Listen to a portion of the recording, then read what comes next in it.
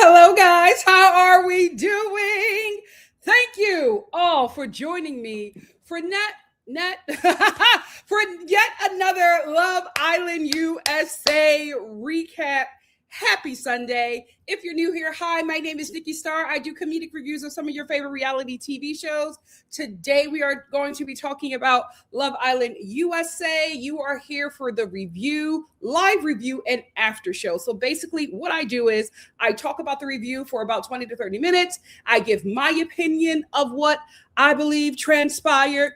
And then for about an hour or 4 hours, I hop into the comment and we chat with the Star family about Love Island, and then it may get into anything else. Sometimes it turns into a therapy session. It is what it is. We are going to have a good time. So thank you so much for joining me. If you like what you see here, like, share if you care, and hype the video.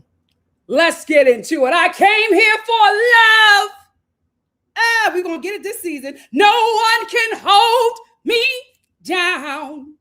I won't give it up. I want you to reach out. Before I get into my review, everybody who fought with me on Friday, what's up? What's up? What's up? What's up? Let me bring up the comments to see if anybody want to give a little apology. I don't know. It can. If the Lord lays it on your spirit to get it right. You know what I mean? With your sisterin', let me know. But everybody who was fighting me in the comments, what's up? What's up? If you're new here, one thing you will learn about me, I'm never wrong. I'm just early. I'm never wrong. I'm just early. Let's get into, I knew. I also want to say this, right? I'm not, again, if you're new here, hi. I am not just watching this show as like a viewer. I am, like, I watch it as a viewer. I like reality TV. It's fun. But if you don't know, I have written on I've been hired as a writer on reality TV shows and a producer. Like some of your favorite shows I have written and produced on.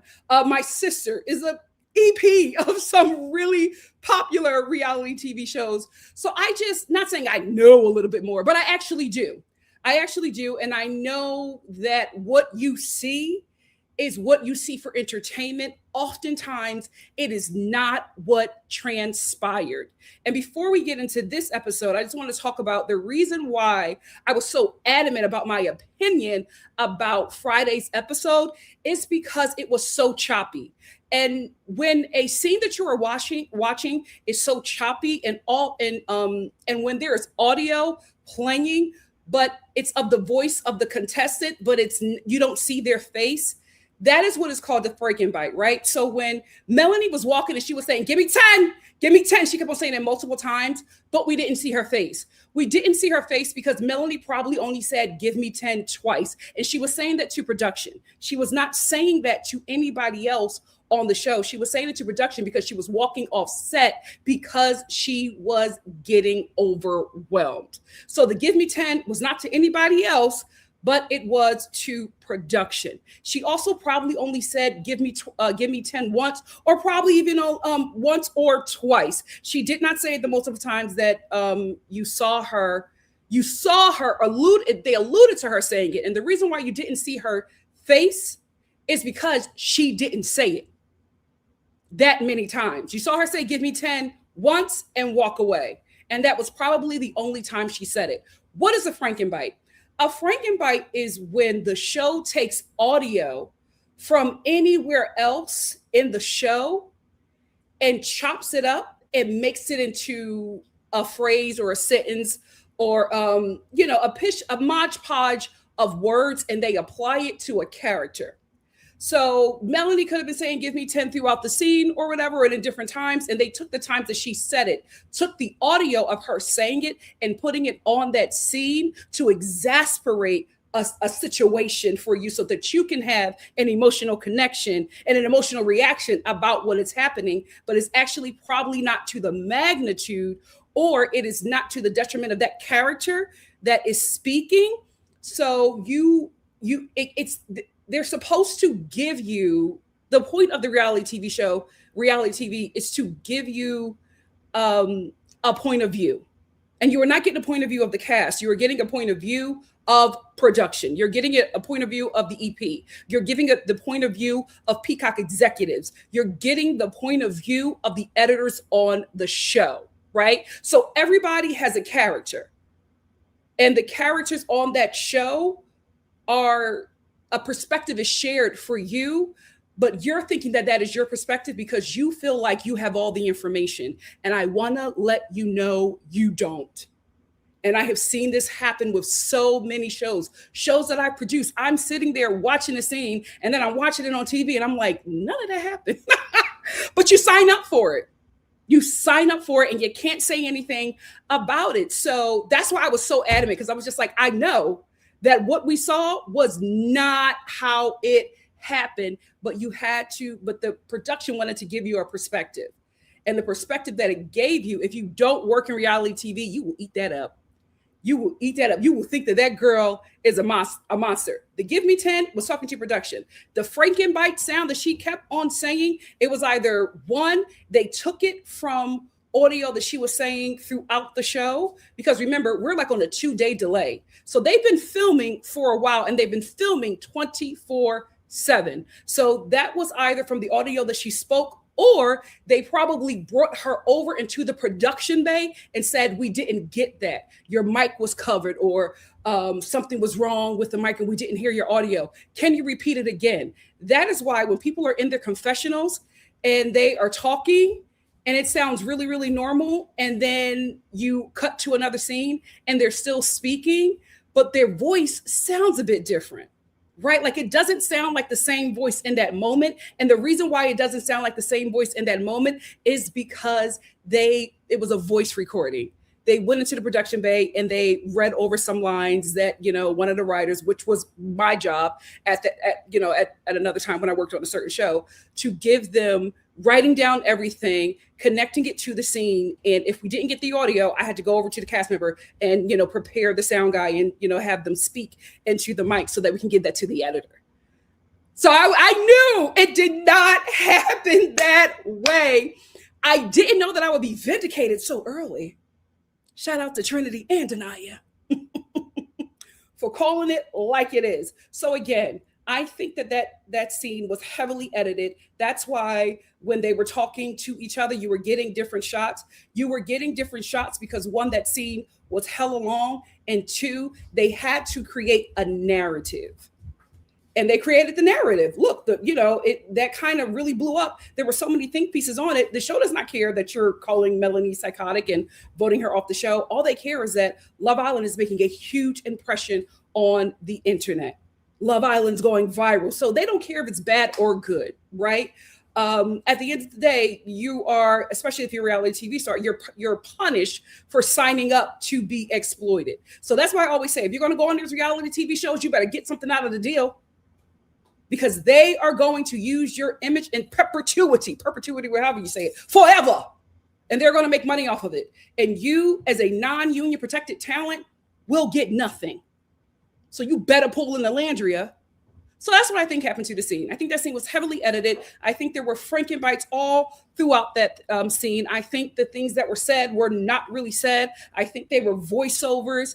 And I think a lot of those shots were taken from different times when they were at the fire pit. I don't think that they were taken, those shots were taken at the time. All of those shots were taken at the time that they were having that conversation. So let's get into the beginning of this episode. Well, thank you, Nikki.Star, for breaking that down. You're welcome, Mama Star. So, like I said, I watched the scene again, and it was just so freaking choppy. So I was just like, I knew that some things were missing. And so I was so thankful to Anaya and Trinity for confirming what I said last review, that Beatrice absolutely did too much. Because Anaya and Melanie walked off. And Melanie, in her confessional, she says, I'm not crying because I'm like scared or sad or anything. She said, I'm crying because I'm angry. And I can't really, basically, I can't really do nothing. I can't put my hands on the girl. I can't really say what I want to say because I'm being watched. So I just have to cry because that emotion has to go somewhere. And that is her, in a sense, regulating her emotions and getting that out of her. And Anaya sat down with her and she was just like, I think if she sat down with you like I am sitting down with you, that conversation would have went very differently. Absolutely. I don't know if this is like, if this is a national thing, but I know where I'm from, the way Beatrice, the way she approached Melanie was as if she were pressing her. And I know a lot of people are just like, oh, she's correcting her. She's telling her to be accountable for her behavior. Y'all don't realize she don't know that girl. They're getting to know each other. It's 4 days and you are telling me to correct my behavior. Who the hell is you? I'm feeling like you disrespected me because we're also doing it in front of an audience. And when you wanted to get something across to Kenzie, you pulled Kenzie aside and had a conversation. But when it's me, you want to check me and embarrass me. And maybe that wasn't Beatrice, and maybe that wasn't what she wanted to do. It's how it came off to Melanie. It's how it came off to me. Maybe it's just a Philly thing. But I felt like she was doing too much, especially in front of an audience. It gave like I'm trying to not only check you, I'm trying to sun you, I'm trying to press you, and I'm also trying to assert my dominance. Because why did you feel like, Beatrice, that it was okay to speak to somebody like that? We know that you know how to speak to people because you don't talk to Kenzie like that, right? We know that you know how to regulate your emotions because you don't talk to none of the men like that. So if we're getting that impression and we've only been watching it for about 4 days, they've been there a very long time. Not a very long time, but they've been there longer than we have been watching. And they've spent more time together than we have been watching them spend time. So if I'm observing this, Melanie absolutely observed that. Anaya absolutely observed that. Trinity absolutely observed that. So she knows how to talk to people when she wants to respect that person. She did not give Melanie the same respect that she saw her do to other people. And she did it in front of an audience. Of course, that girl reacted that way. Everybody is starting that relax. Why y'all starting that relax? The relax came because Beatrice would not let it go. I hate that. And maybe it's because I'm not a starter, but I'm a finisher. But I hate that after I finish it, everybody's like, oh, Nikki, you shouldn't have did that. Why are we not talking about the action? Why are we focused on the reaction? Let's deal with the action first, and then I could talk about my reaction. But I was reacting to something. This did not come out of the blue. Let's not start at relax. Let's start at this stranger telling another stranger, "Oh, I'm just telling you so that you can hold yourself accountable and take what she say? Be accountable, take correction, or correct your behavior." Who the hell you talking to? Now, maybe where she's from, she could talk to people like that. But I know where Melanie is from, you cannot. It is seen as disrespect. And for everybody who's saying my bad is not an apology. Y'all speak Ebonics every other day, even if you're not Black American. And now today you don't understand Ebonics. Get the hell out of my face. You don't like that girl and you want to have a problem with her. Let's just be honest here. Let's just be honest here, because the people who were there saw it the exact same way that I saw it. So now what? Now Anaya and Trinity is lying? Well, Beatrice told y'all what the deal is. She's been taught to be tough. So when she comes at you, she's going to come tough. Exactly. And listen, I understand that, but I can understand her talking to Melanie like that if a relationship was established and if it had been some time. Y'all just got there. You cannot correct people. You cannot talk to them like you're their parent. And here's the thing. Yes, we all saw Melanie say, "Hey, if let's check each other if we're doing something wrong." Let's not act like when Melanie said that, she meant sit me down in front of everybody and tell me off or read me after I've acknowledged it and I apologized and I said that I did not mean to do that. Why are you then saying, "I get that"? That's where you messed up. Y'all starting at relax. Let's start at, "I get that." No, you don't get nothing. Oh, we're done. I said, "My bad. I apologize. I didn't know that I was doing that." And then Beatrice says, "Oh, you do it often." Well, oh, really? This is Melanie. "Oh, really? Well, when did I do it?" "Well, I can't remember." You lost me. You lost me. You're telling me I do something all the time, but when I ask for examples, all of a sudden you don't have none. That is imperative that you have those answers, because you are coming at me a certain way because you're saying that I'm doing a behavior over and over and over again. It's a problem with you because I do it all the time. And you've only told me about this one time, and you said I do it so much. And I said, "Well, what was it?" And you can't remember. Now I'm feeling like you're trying to play me. Now I'm feeling like you're trying to embarrass me. That's where the relax came from, because she apologized. Trinity and Anaya, who were sitting there, confirmed that. Now let's get to what Miss Trinity said to Beatrice. No, Beatrice said, "I admit what I said." No. That's when you're too far in the jar. Okay. You're too far in the jar, Mama Star. Back it up. Yeah, let's back it up and pack it up, because I don't wanna feel like you're trying to embarrass me. I don't want us to get on a bad start. Okay. I don't want to feel like you're trying to play me. Okay. Let's walk lightly. But so then Trinity, after Anaya and Melanie are sitting down and being like, basically, Beatrice did too much. Then Trinity is sitting down with Beatrice and she confirms it as well. She said, "Beatrice, but she did apologize." She did, because Beatrice was just like, "Man, I didn't know she was so sensitive." And Trinity was just like, "Well, she reacted because she apologized and yeah, and you kept on going." And listen, Trinity was saying it in a very, she was not trying to check Beatrice, but she was just trying to let her know, like, "Girl, you're not right in this situation." Like, she was just like, she apologized, like we forgave her, but you wouldn't let it go. And Beatrice could not see that, even though she didn't hear Anaya, because Anaya said that to Melanie, but Trinity was correcting her in love the way Beatrice should have corrected Melanie, if that's what she wanted to do. But we also are forgetting the fact that Beatrice said that she didn't like it. So she already had an air about her when she spoke to Melanie, because she was like, "Oh, I ain't like what she did. Like that, yo, that really bothered me. I ain't like that. And I'm gonna say it to her face when she get here." She was already confrontational. So now everybody forgets that part. She was already in a space when she spoke to Melanie. Melanie was goo goo gaga for Corbin when she walked over there happy to talk to her girls. And Beatrice is just like, "Oh, okay, but sit down. I ain't like what you did. I ain't like what you pulled when you pulled Corbin. And I was just like, oh, really? Oh, I'm sorry. I ain't even know that. Just forgive me. She coming to talk to her girls about that guy, and Beatrice is giving her some correction. And Melanie is still not understanding the energy. She still don't recognize the energy because she's still in a good headspace from talking to Corbin. Give me 10. Give me 10. And then Beatrice decides to double down. And she's like, oh, my bad. I didn't know.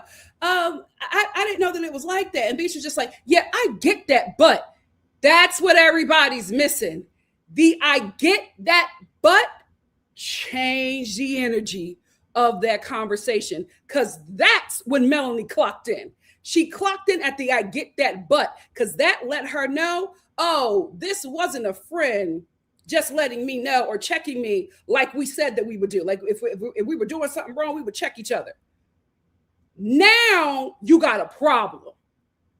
Because if I apologized twice and looked at Trinity and Anaya and I said, okay, girl, it's fine. No, it's fine. Look, we get it. He was cute. Then you come back with the I get that, but, because if you watch it again, everybody was cool. After Melanie apologized, Beatrice said something else. Melanie said, my bad. Trinity was just like, girl, it's okay. It's okay, girl. And Beatrice, I get that, but. So now you want a problem.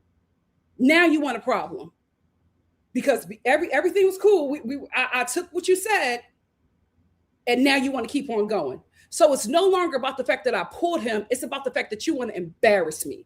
And that's where that came from. She felt embarrassed. She felt like Beatrice was trying to stun her. And she was, guys. She was. She absolutely was trying to do that. And that's what Trinity was saying. She was just like, girl, it was over.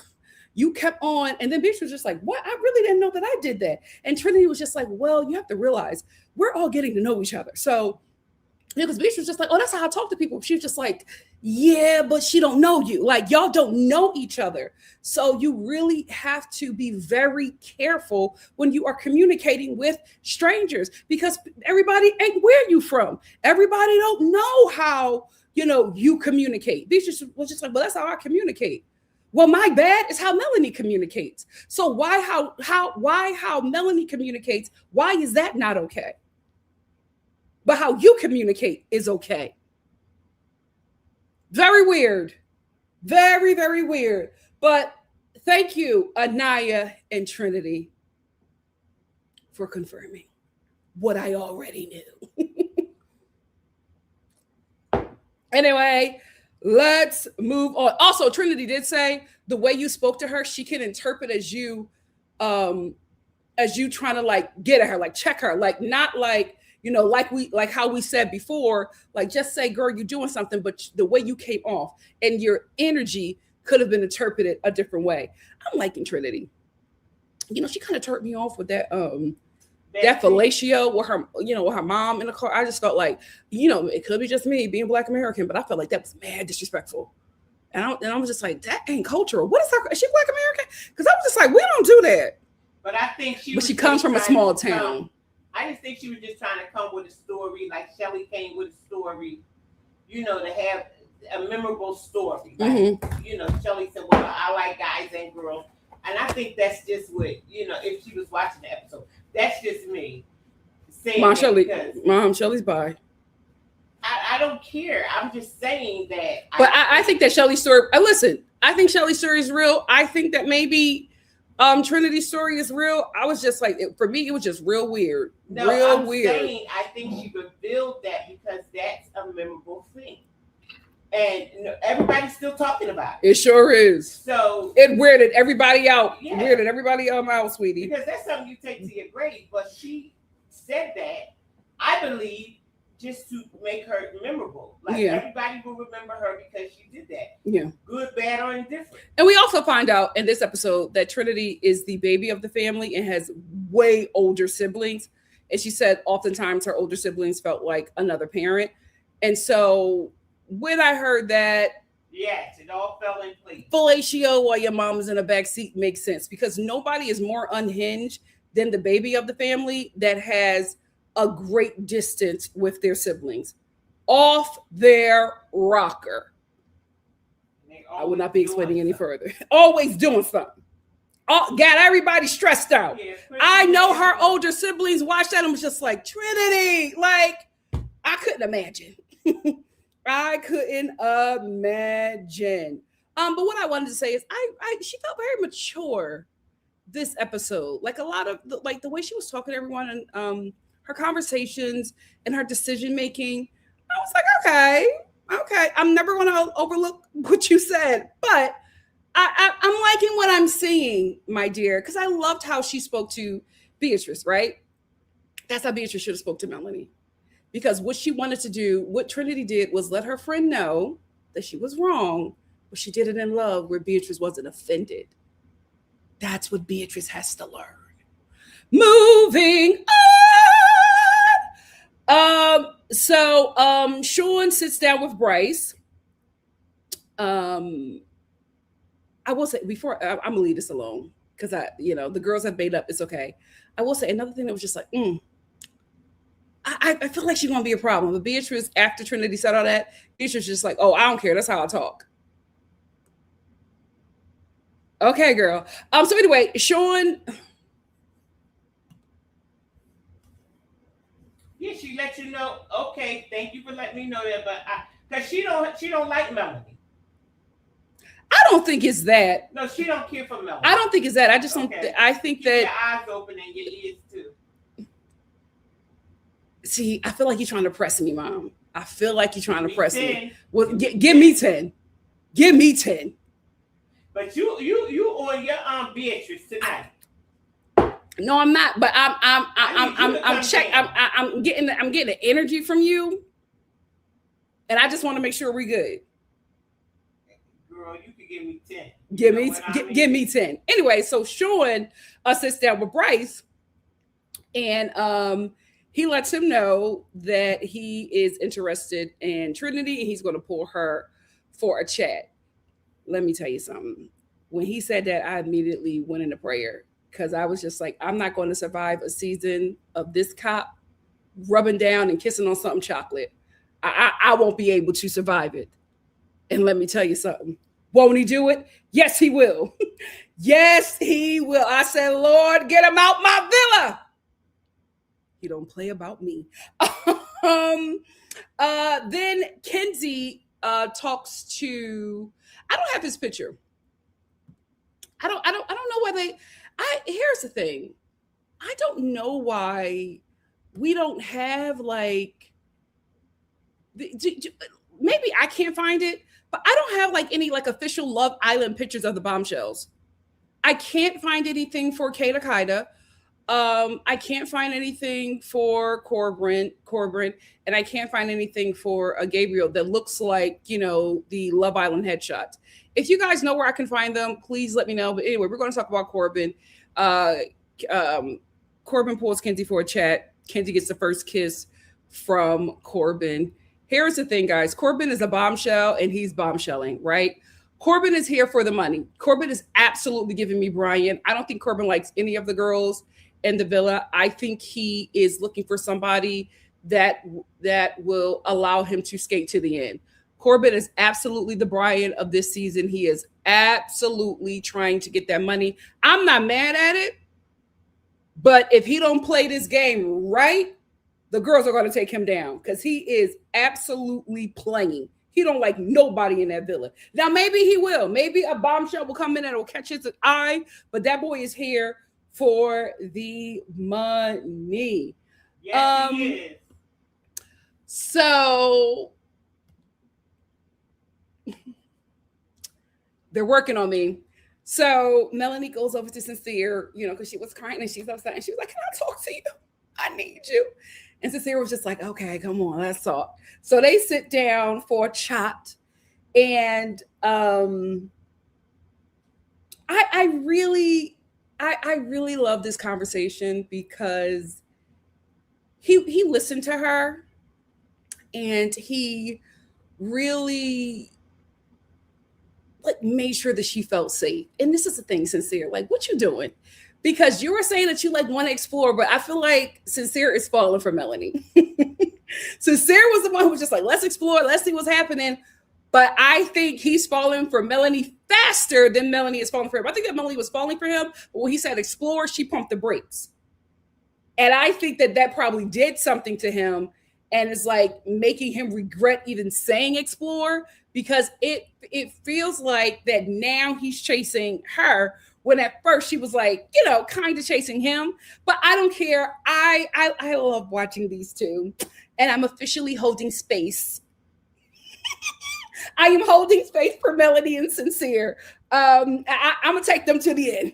I do not care how y'all feel about her. I am taking them to the end. I am holding space for Melanie and kind regards. What? Now I also like how Kaida, whose picture I don't have. Let me know where I can find him. Oh, you know what? The reason why I have Gabe's picture is because he was actually a main cast member. He dropped down to the bombshell when the N-word girl got caught up. But if y'all know where I can find them pics, please let me know. I love when Kaida sat down with Corbin and she was talking to him and he was trying to mac her. And she was just like, how did you feel about our kiss? I feel like she already knew that he kissed Kenzie. I feel like Kaida already knew that he kissed Kenzie. So she was just like, what did you feel? How did you feel about her kiss? And Corbin was just like, I don't know. I don't know what it felt like. Could you remind me? And she was like, no. No. Mm-mm. I'm not ready for that yet. I want to get to know you more. She is clocking him. She sees exactly who he is. And I think that she knows that he is playing the game. I'm telling y'all right now, them bombshells can come in. I don't want them touching this cast. I'm liking what I'm seeing. The main cast, and normally you really don't get into the main cast like that so early, but the main cast is doing what I think that they should be doing, and I absolutely want to see more of them. The Kingpin of New Hampshire cannot leave this show. I am liking how she is playing this game and how she do not let the men play her. Then Sean pulls Trinity, Serenity Trinity. He pulls her for a chat and lets her know that he wants to explore her. Serenity says, oh, well, I do think that you're an attractive guy, but I don't want to take away Kenzie's connection. I know that Kenzie feels it's been 4 freaking days. I don't want to take away Kenzie's connection because I know that, there's something there with you and her. No, there isn't. No, there isn't. They literally just started talking like 24 hours ago. What do you mean you don't want to take away Kenzie's connection? And he keeps on trying to tell her like, okay, well, I'm doing something with Trinity, but I want to explore you. Like I want to see where this goes. And she's like very apprehensive because she doesn't want to step on Kenzie's toes. Here's the thing. No shade to Kenzie. I don't, she hasn't done anything to like rub me the wrong way. I mean, I didn't like how she was with Zach. I was just like, oh, why are you treating the savior like that? But I support a woman's rights and wrongs, right? So that didn't really bother me too much to where I'm just like, get her out my villa. So I'm not going to put this on her. Here's the thing. The Black girls got a mammy spirit. The Black Gen Z needs an exorcism. I don't know how white supremacy was able to come, up behind this generation and just possess them, but they need a exorcism of white supremacy. It is redonkulous how they continue to put white women above their needs. If you like Sean and you want to explore Sean, explore him. Who the hell cares what Kenzie thinks? That is not your sister. That is not your bestie. This is not best friend island. Yes, you need to, be strategic and make sure you don't step on any toes. But if you like Sean and is more attracted to him than you are to Bryce, go after that and figure that out. You not touching a guy because a girl that you just met is dating him. It's like exploring him is absolutely ridiculous. And this happens to the Black girls all the time. I see it in Trinity and I see it in Anaya. I see it more in Anaya. And I get that they are they're very sweet girls. Love them down. They got to start putting themselves first. And it irks my soul because it's not just them. All the Black girls do it. My faves. Alandria, I was screaming at her last season. Girl, put yourself first. No, I don't want to step on nobody's toes. Everybody in their mama was stepping on her toes. Everybody. Shelly and Alandria mammied that demon last season.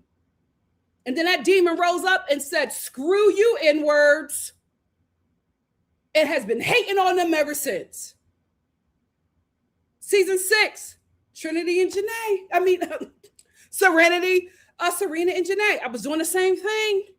Oh no. Every time one of them white girls got hurt, here they go, ready to give them their bosom. Oh, come on. You got to put yourselves first. And it's just Black women in general do not put themselves first. And it is so sad to see it in such younger generations. And it's worse for them. I'm like, girl, what are you doing? Well, Kenzie, because I don't want to, I know she feels some sort. Who the hell cares? You don't got to be mean about it, right? But if you want to explore that dude, because I feel like she's putting herself in a real bad situation with Bryce. You both stepped on that dot and said that y'all wanted to explore. Y'all got back to each other by default. And you keep on putting yourself in this position with this guy, and neither one of you are feeling each other. So if you go home next week, got nobody to blame but yourself. What were you saying, Mama? Well, I don't know. You done beat me up so daggone bad. I done forgot what the heck I was getting ready to say. Let me think. Because my God, today you just... Oh, okay. So you trying to please don't do it. Please don't do it. If you try to claim elder abuse on my channel, oh my God, you will be banned. Well, who the heck is elder? Okay. Here we what go. I wanted to say was,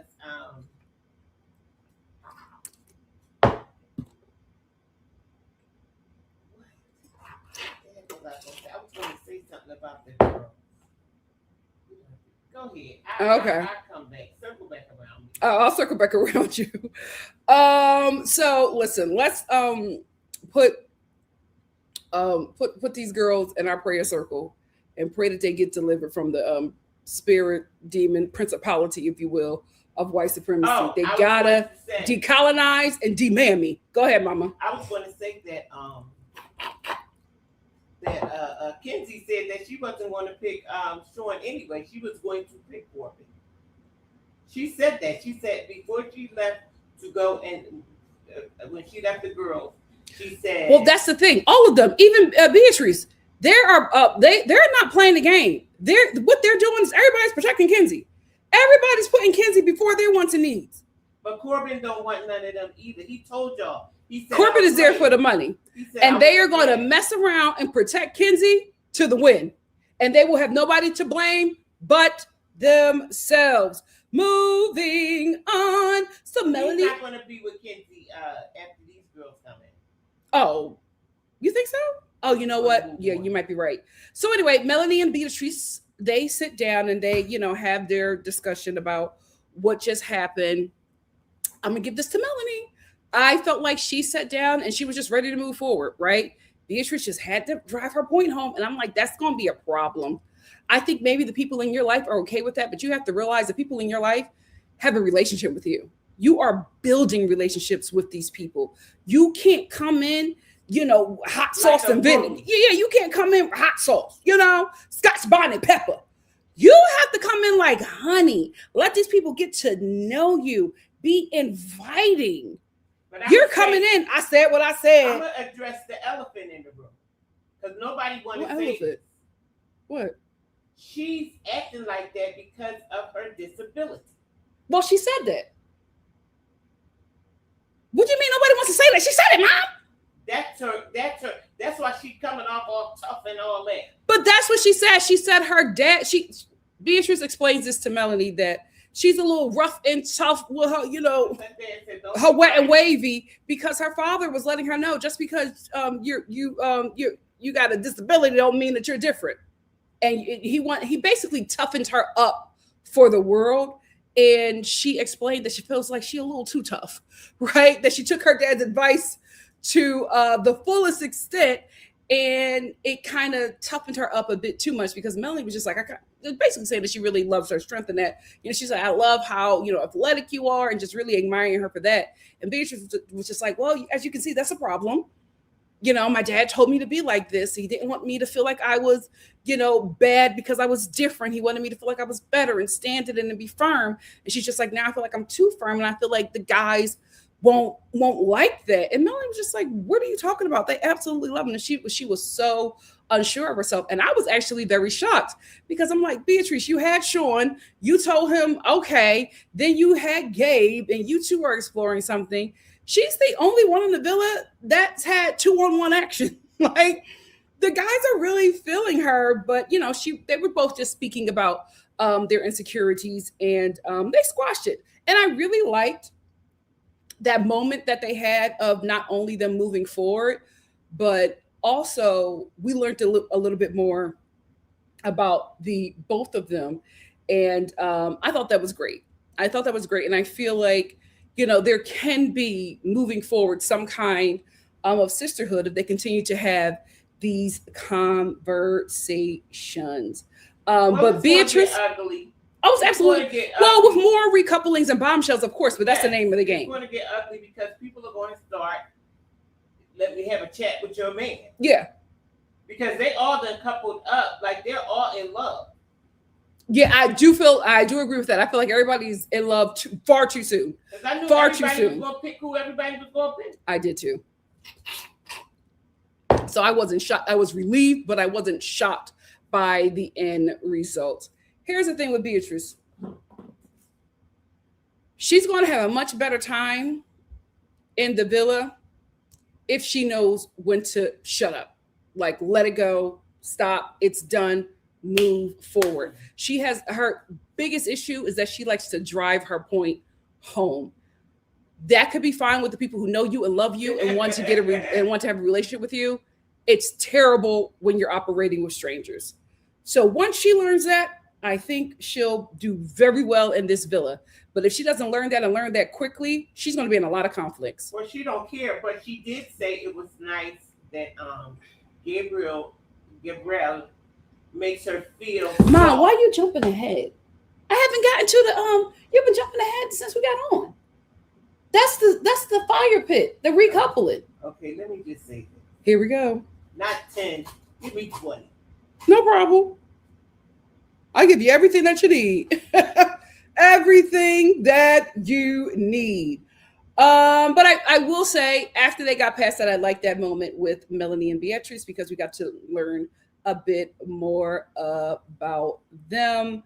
And then we get Beatrice, we get her, where's she at? We get her confessional. And she wins me over again. And this is how she won me over in the beginning, because we don't see a lot of young women like her on Love Island who are essentially not pick-me's. But I feel like she went a little bit too far on the not pick-me side. We got to bring her a little bit back. But when she was talking about Gabe and how much she really likes him, she was just like, listen. I just said that. No. You were talking about her speech as the recoupling. Wow. Was that nice? That wasn't. Nice, Beatrice? That wasn't. And I'm gonna apologize for that, Mama Star. My bad. Oh. Anyway, she was just like, listen, I like him, but if you don't like me, if you like me or you don't, he's like, it is what it is. She said, I'm not competing for no man. The only thing I compete for is medals. Yes, that's how she gets me in. That's how she gets me in. I said, I know that's right, Queen. I'm right there with you. She said, the only thing, I don't compete for no man. The only thing I compete for is a medal. The only issue of that is that you are on a show where you have to compete for a man's affection. Unless you want to throw a cold roll in the game and start bagging them chicks. Word on the street, but I'm gonna mind my business. because I feel like Kenzie may anyway. That's just words because when who took Gabrielle for a check and her neck got Kenzie. Well, here's the thing. Kenzie's still going to explore that, and that's what I'm just like. We gonna see. We gonna see because Kenzie's still on that. She's still on Gabe, baby. Okay. She's not letting up. Moving on. So let's get into Kind Regards and Melanie. So, Kind Regards and Melanie are hanging out. Corbin comes over just like, yo, can I put you for a chat? And Melanie's like, okay. And she gets up and goes talk to him. So then War Regards start talking to Anaya about what just happened. And he's just like, she said, we both said we was going to explore. I'm cool with that. It is what it is. But he's just like right in front of me. She's sitting next to me. And she jumps up like excited to go talk to that guy. Like, how am I supposed to feel? Here's Anaya giving advice, comforting people. You need to be up under KC. That's what you need to be doing. Anyway, but I did like the advice that she gave him. She was reassuring him that Melanie was still very much into him, but it was kind of cute to see, him feeling some sort of way. Melanie, your plan worked. Him feeling some sort of way that she was talking or excited to go talk to Corbin. But I do want to say this, Sincere. You were the one that brought up exploring, right? You approached Melanie with that. She said, okay. And she went and explored. You still haven't explored. Like, you talked to Kay to Kyla one time. You can't give you opened this up. You wanted to have this conversation. You want to set these boundaries. You want to set the standard for the relationship. Melanie abided by that. And now you're starting to feel some sort of way. You're falling for her. You are falling for her. So then after she's done talking to Corbin, they're kind of like finishing up the conversation anyway. Anaya tells him, she's like, go over there and go talk to Melanie. Like, if you like her and you really want this to work, go over there and talk to her. He's like, I should. She's like, yes. So she gets up and she coaches him about how to go talk to Melanie. And again, I don't have anything against Anaya being a good friend. I want her to look out for herself. I wish Love Island would let me send a carrier pigeon into the villa to drop a note to Melanie, to Trinity and Anaya to go for what they want.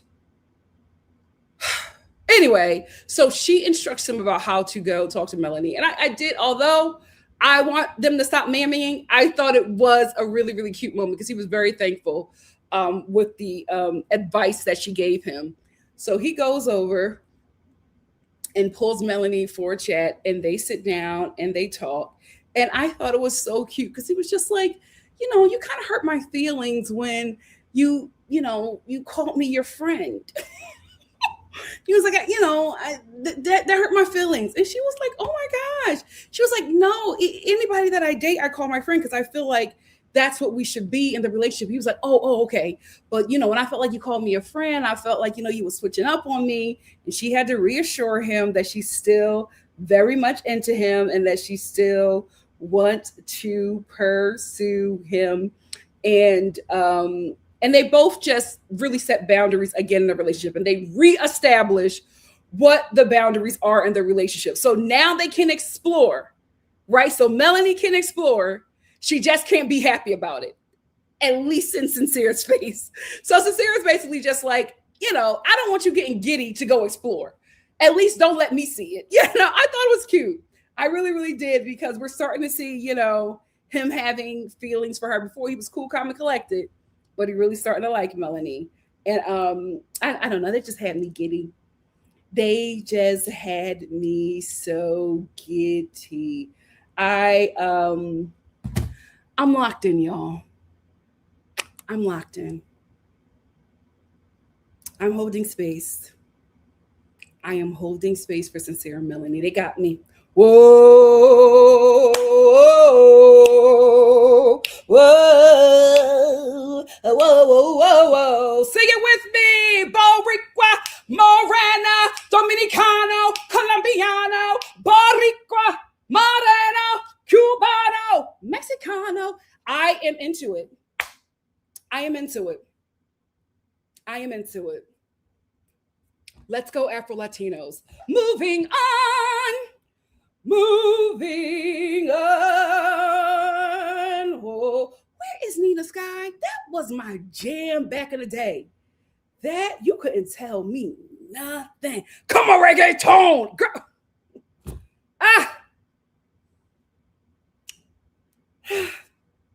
I lived a life.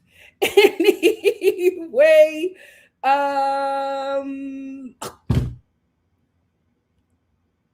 then after Anaya's done marrying Sincere, she walks over to the bishop. Where is Anaya? Because, girl, they had me in here crying. They had me and Mama Star in here crying. So, she walks over to Bishop and, she sits down and she's talking. She sits down and she's talking to him. And he's like, "Oh, I like the flower in your hair." She's like, "Oh, thank you, Casey." He was like, "I just really like you." He said, "You just, he's just complimenting her, telling her how beautiful she is." And she's like, "Oh, thank you." He's like, "No, I really want to do that because, darker skinned Black women, they sometimes get the shorter end of the stick. So I just want you to know, how I feel about you and how I see you." And she's like, "Oh, Casey, stop, you gonna make me cry." He's like, "No, I mean it. I really like you." He was like, "I love Melanie." And I said, "Well, what is going on, Casey?" And he just starts admonishing her and just talking about like how beautiful she is. And then he starts praising Black women. And then he ends with, "You're the blueprint." I said, "Oh, Casey trying to get this money. Casey trying to get this money." He was just like, "Yeah, you the blueprint." And she was like, "Casey, stop." Oh, I will say I was so into his speech, his love letter to dark-skinned Black women. He did throw me off when he was just like, "When I think of a Black woman, I see you." Yeah. Okay, but we love Bishop. We love Bishop and First Lady Anaya. We loved them in that speech. I said, okay. I see what you're doing, Casey. I don't think that he's scamming or anything. I think that this is who he is. And I told you guys, I have been waiting for this because people often don't realize I've also worked in reality, worked. It's when acting jobs were slow. In reality TV casting. And here's the thing. When we are like, "Oh my God, when are we going to find Black love on TV, on these reality TV shows?" Oftentimes you won't. Here is why. Unless it's an own show or, on a Black network or a reality TV show crafted for Black people, you really won't see that. Here is why. These shows are picking for the audience. And the audience that they're picking for is white women, right? And so you have to pick, especially on these love shows, you have to pick people who will always choose white. They are never picking for people who are looking for Black love, right? Or they want to pick somebody who's open, but they prefer a person of color that will always choose a white partner. So oftentimes you might have great contestants of color, great contestants who are Black. They don't get picked because they don't want people of color or Black people going into the show with a preference, unless that preference is white. It's not that, Black people or people of color who prefer to date within their culture or within the people of color space. It's not that those people don't exist.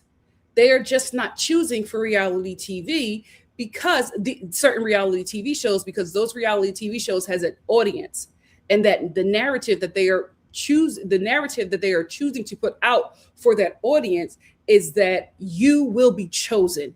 Here is why. Because that audience is watching this show. They often think that that audience will not watch a show if they don't feel like they'll be chosen. So oftentimes they pick people who are always going to go for a white person and end up, if they end up with a black person, it's by default. But they're normally casting black people or people of color who prefer white partners.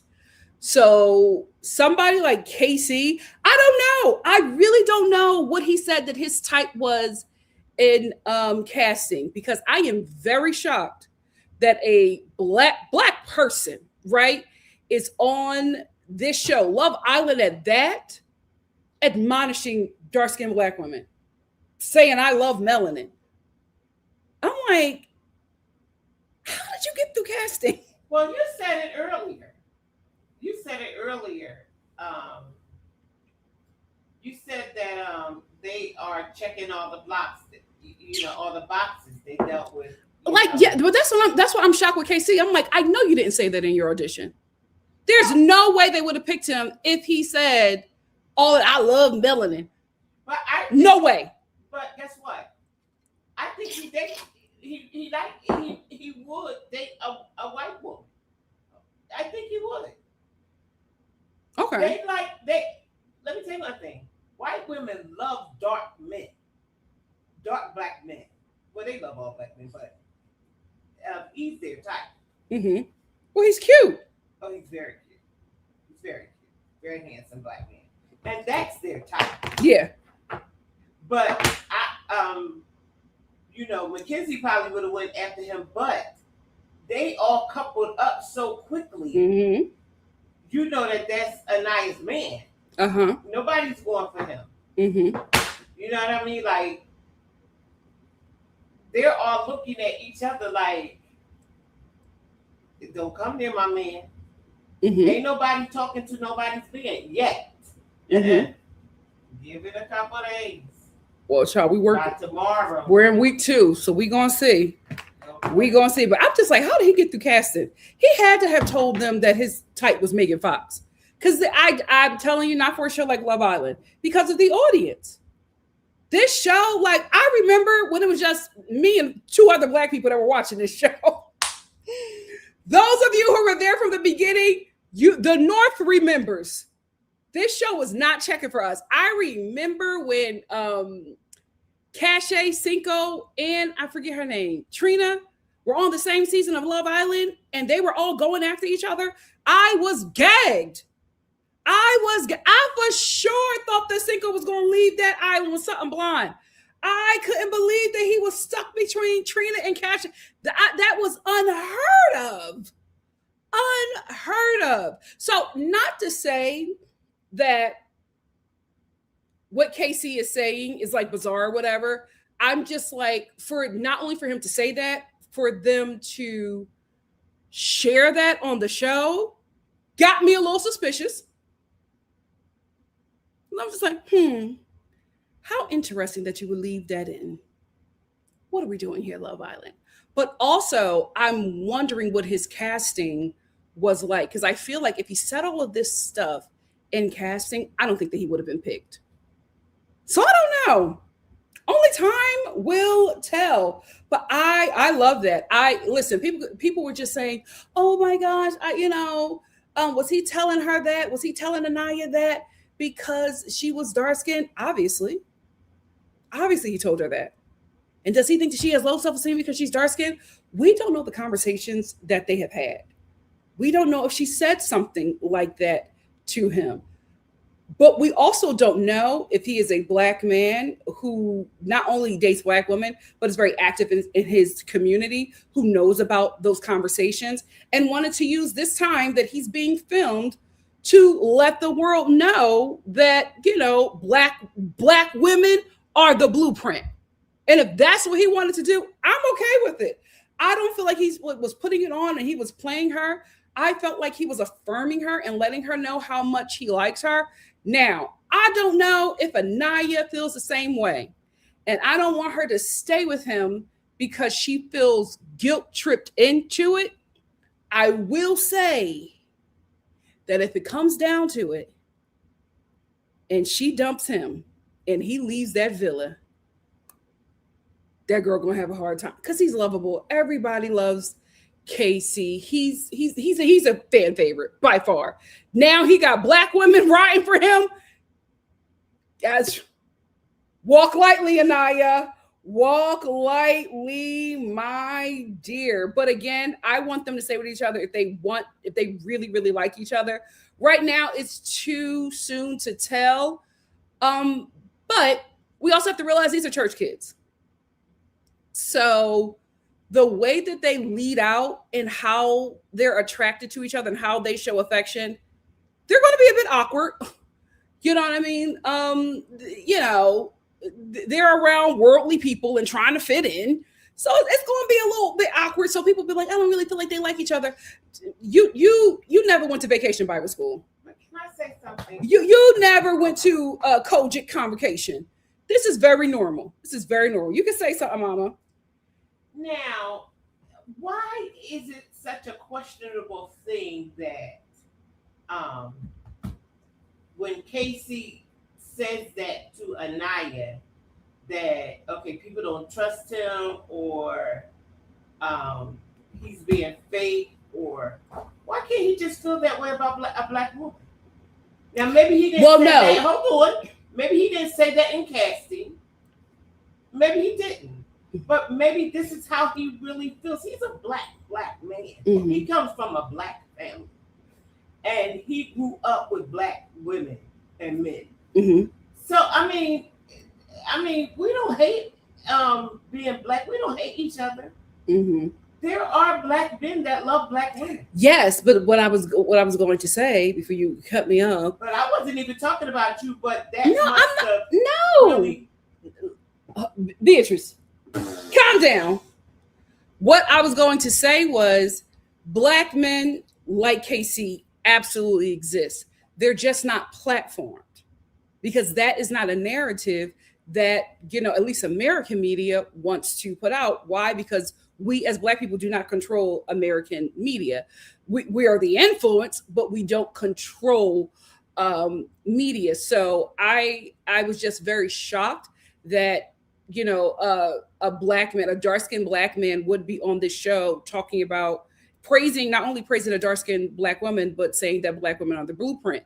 I was just very shocked that a show that was created for a white female audience, for a white woman audience, would put this platform. That kind of gagged me, and I don't really trust it because of how this show did Alandria and Shelley. So I'm still like, but I'll accept it, because I think that was a great message, especially for this generation of black people to hear and see. And I think this couple is, if they stay together, will be so much bigger than what they are intending this to be, just because how they are being platformed, and that changes a narrative. Media is very powerful.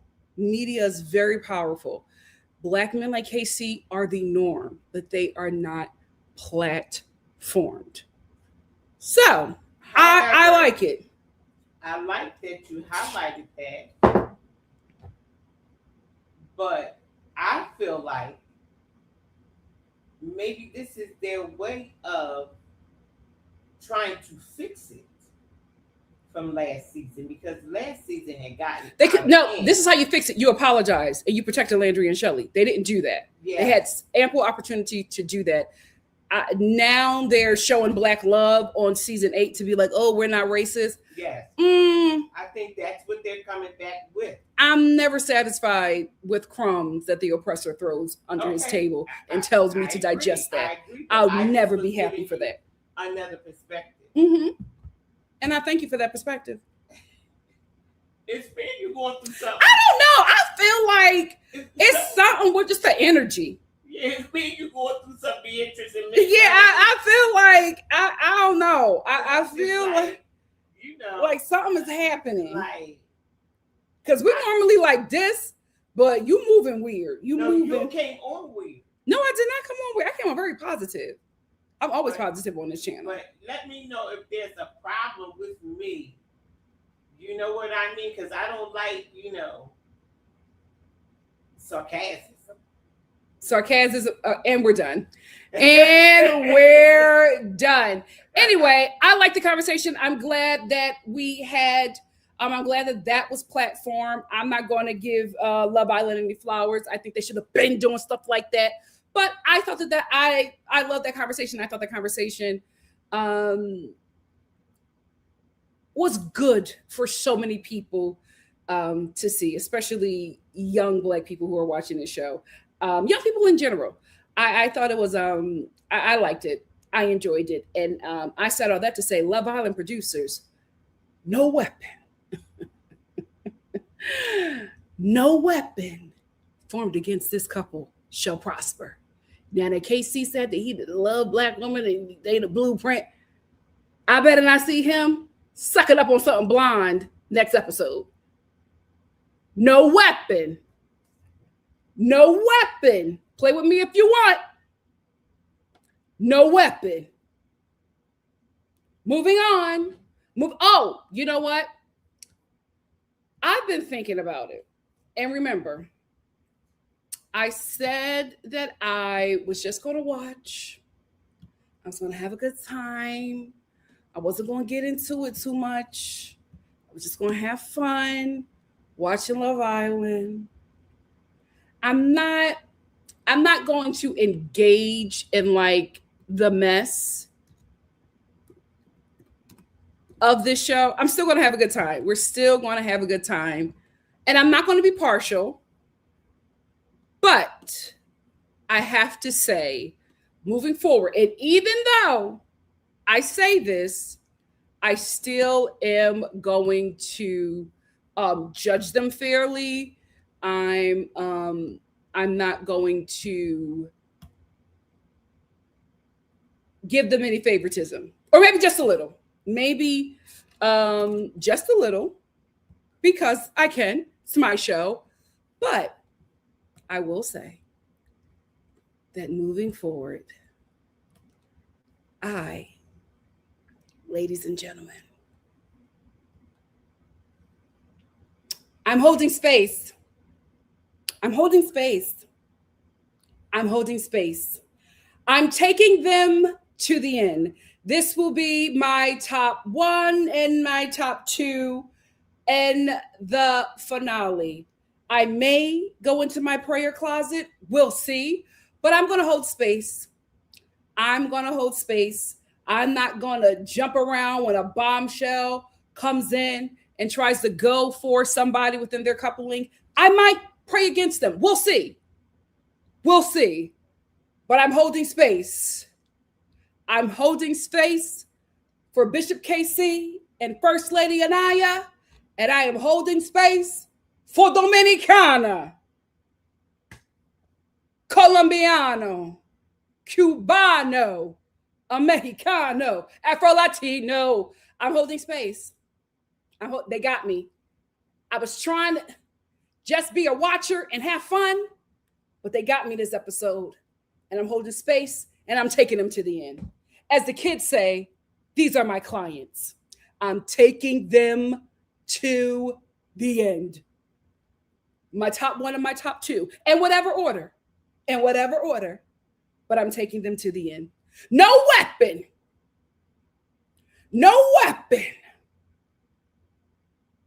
I'm taking them to the end. Let's get to the recoupling. So the cast gets a text that there is going to be a recoupling.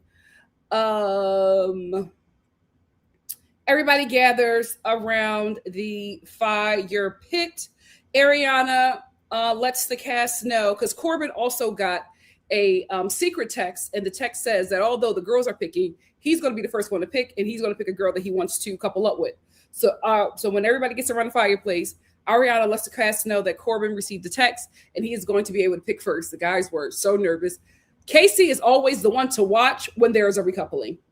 He is always the one to watch. His facial expressions are hilarious. So Corbin goes, and of course he chooses Kenzie. I think that Corbin chose Kenzie not because he likes her. No shade, Kenzie from Kennesaw. But because I think he believes that she's easy. But I don't think he realizes that Kenzie is already clocking his F-boyness because she's talked to the other girls about it. And the other guy. And the other guy. So I don't think that he knows how much Kenzie has clocked him. But I think if he could have chosen the one, I think if he were to choose the girl that he was really attracted to, it would have been Kata Kaida. I think he didn't choose her because she sees right through him and he can't play with her. He can play with Kenzie, but he can't play with Kata Kaida. He can't control her. He believes that he can control Kenzie, so he chose Kenzie, but I don't think he's interested in any of the other girls. I think Kata Kaida is his type and who he would want to be with, but he cannot play with her, so he got Kenzie, somebody he thought that he could play with. And so he chooses Kenzie and he sits down. And Corbin was like very familiar to me. And I was like, what is it about Corbin that is like so familiar? I could not call it. I caught it this episode. And when he sat down, he brings Kenzie closer and he goes, "Ugh, this mess is no joke." It hit me. He speaks like a caveman. Okay. No, I was just like, what? He's very familiar, but I don't know like where I would know him from. And then when he said that, I was like, he speaks like a caveman. He reminds me of the baby. I'm aging myself from that TV show back in the day, the dinosaurs, not the mama. Like he talks like that. He talks like the baby from the dinosaurs. It's like very broken up sentences, but like simplified. And he's, yeah, I don't know what he went to school for. So I'm not saying that I don't say that he got, marbles in that brain, but it's like very, this mess, no joke. He ha. Very caveman. Very familiar. Yeah, Arnold as well. Also the Geico caveman. That's what it gives me. I was like, that's what it is. I don't know him, but I know of his speech pattern. And it's very caveman. That's what it is. I was like, oh, something just hit me. You talk like a caveman. That's what it is. But I think he also speaks like that. Listen, he's 22, but he's also attractive to a certain demographic. And because of that, I don't think he ever had to be interesting because of his looks. And I don't think he talks much. And I think he's probably going to have a really difficult time in Love Island because at least this batch of women, looks are not it. You can be attractive, but if they can't hold a conversation with you, you're out. I'm sorry. Next to KC, I felt like that cop was the finest thing in there. He was having a really hard time connecting with the women. You have to be interesting if you want to stay. You have to be interesting to the women if you want to stay on this show. So next up is now it's time for the guys to choose. Anaya chooses KC. And she said, I really like this guy. I like how he makes me feel. This boy. I like how he makes me feel like I dance and I get giddy when I talk to him. And I want to just spend more time with him. And KC is sitting there like, they got me. They got me. They got me. And she was just like, I choose KC. He runs over to her. He kisses and they sit down. And Ariana is just like, KC, you seem very happy. He said, I'm really happy. If these producers touch this couple, oh my God, I can't. Nikki, you cannot get emotionally invested. Season 7 took so much out of me. I can't do this again. I can't do that. We can't, that couple can't be touched. That couple can, we need this. The diaspora needs this.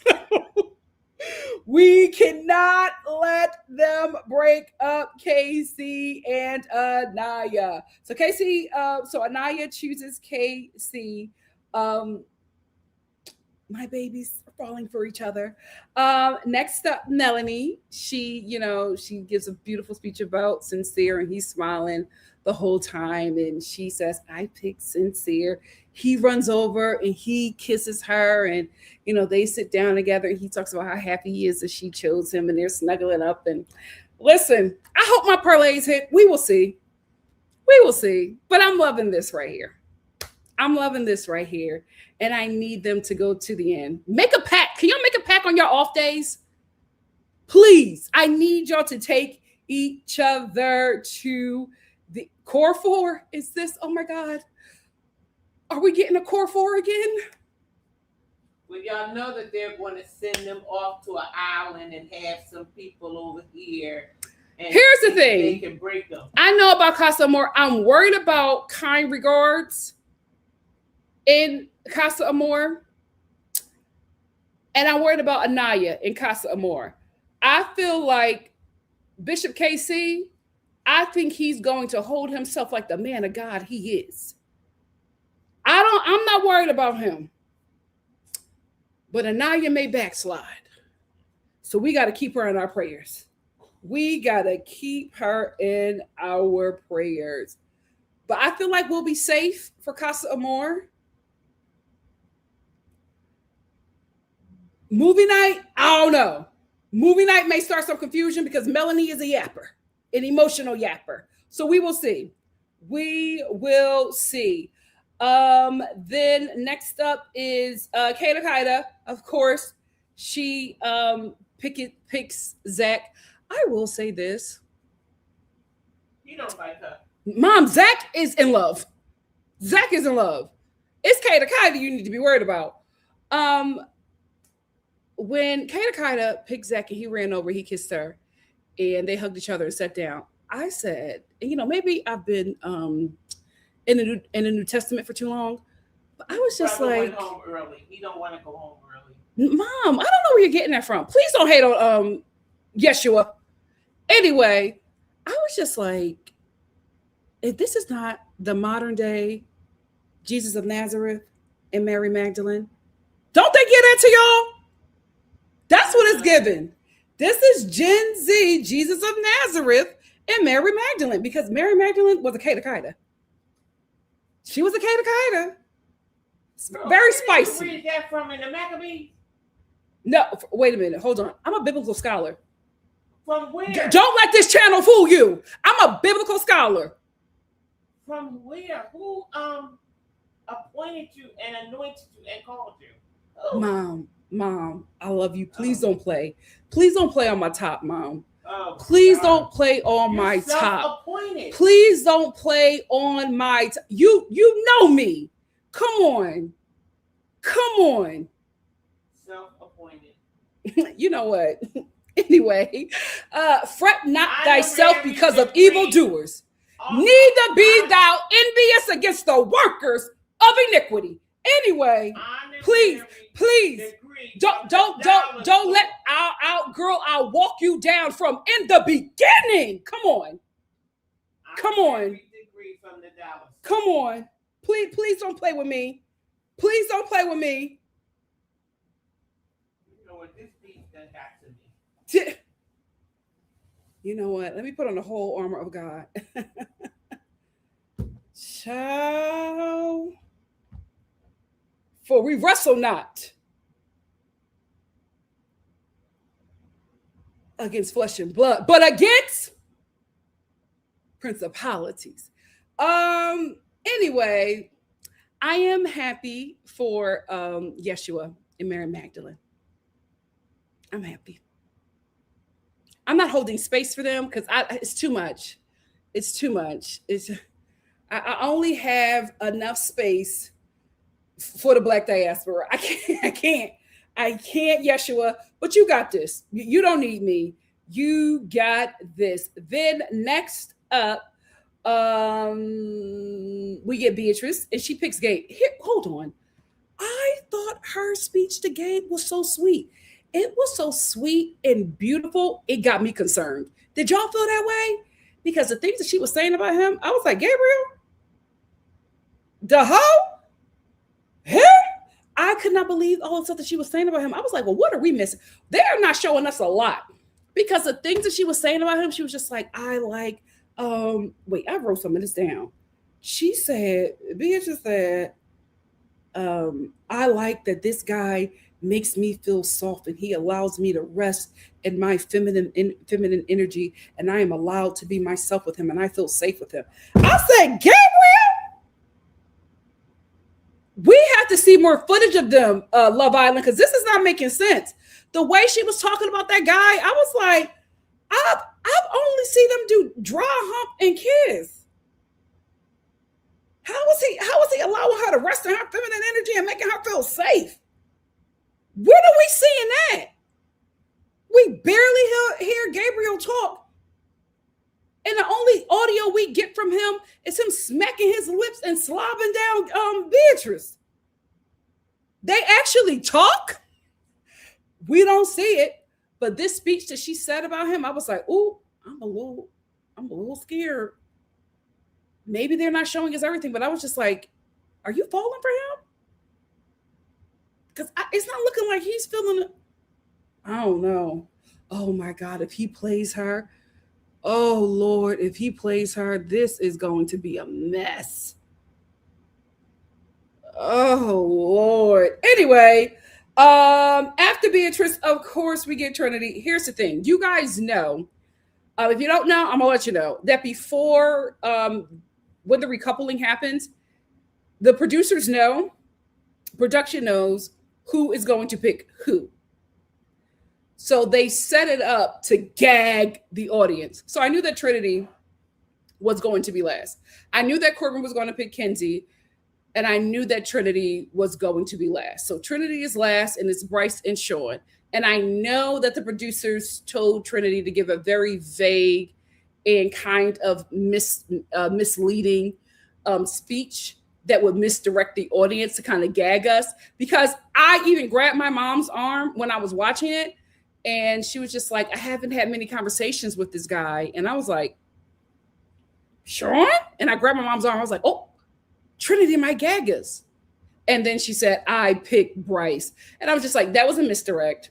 They were trying to gag us, and they did. So she picks Bryce, and that leaves Sean vulnerable.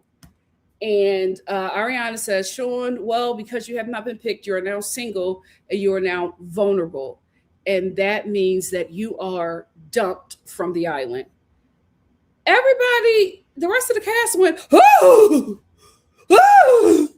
what? And they all started crying. And I was like, oh, what? Did y'all not know that was going to happen? Is this your first time? Have y'all not watched Love Island? I was so confused by everybody's reaction. Everybody started crying. Everybody was gagging and crying. And I'm like, what happened? What did production tell you that made y'all have this reaction? Because some guy, it was a girl's pick. So some guy was going to be left vulnerable. And of course they were going to leave. It's a recoupling. Have they not watched the show? I was so confused by everybody's reaction, especially Trinity, because Trinity was just like, I still wanted to explore. Trinity and Kenzie was like, ow. They were like, oh, wait a minute. Even Kenzie, even though she was going to pick Corbin, she was just like, I still wanted to explore with him. Now listen, ladies, I feel like y'all, period.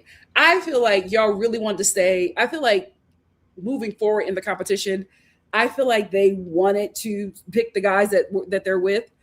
I think when they meant explore, Sean, they meant a little freaky dinky, because Sean, we know, we know about this man. But anyway, Sean is dumped from the villa, and I'm free. I no longer have to see this cop ever again. Well, he might be on Love Island Games, but at least they may bring him back. They can't.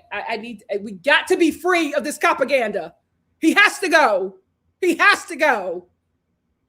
He was causing too much confusion.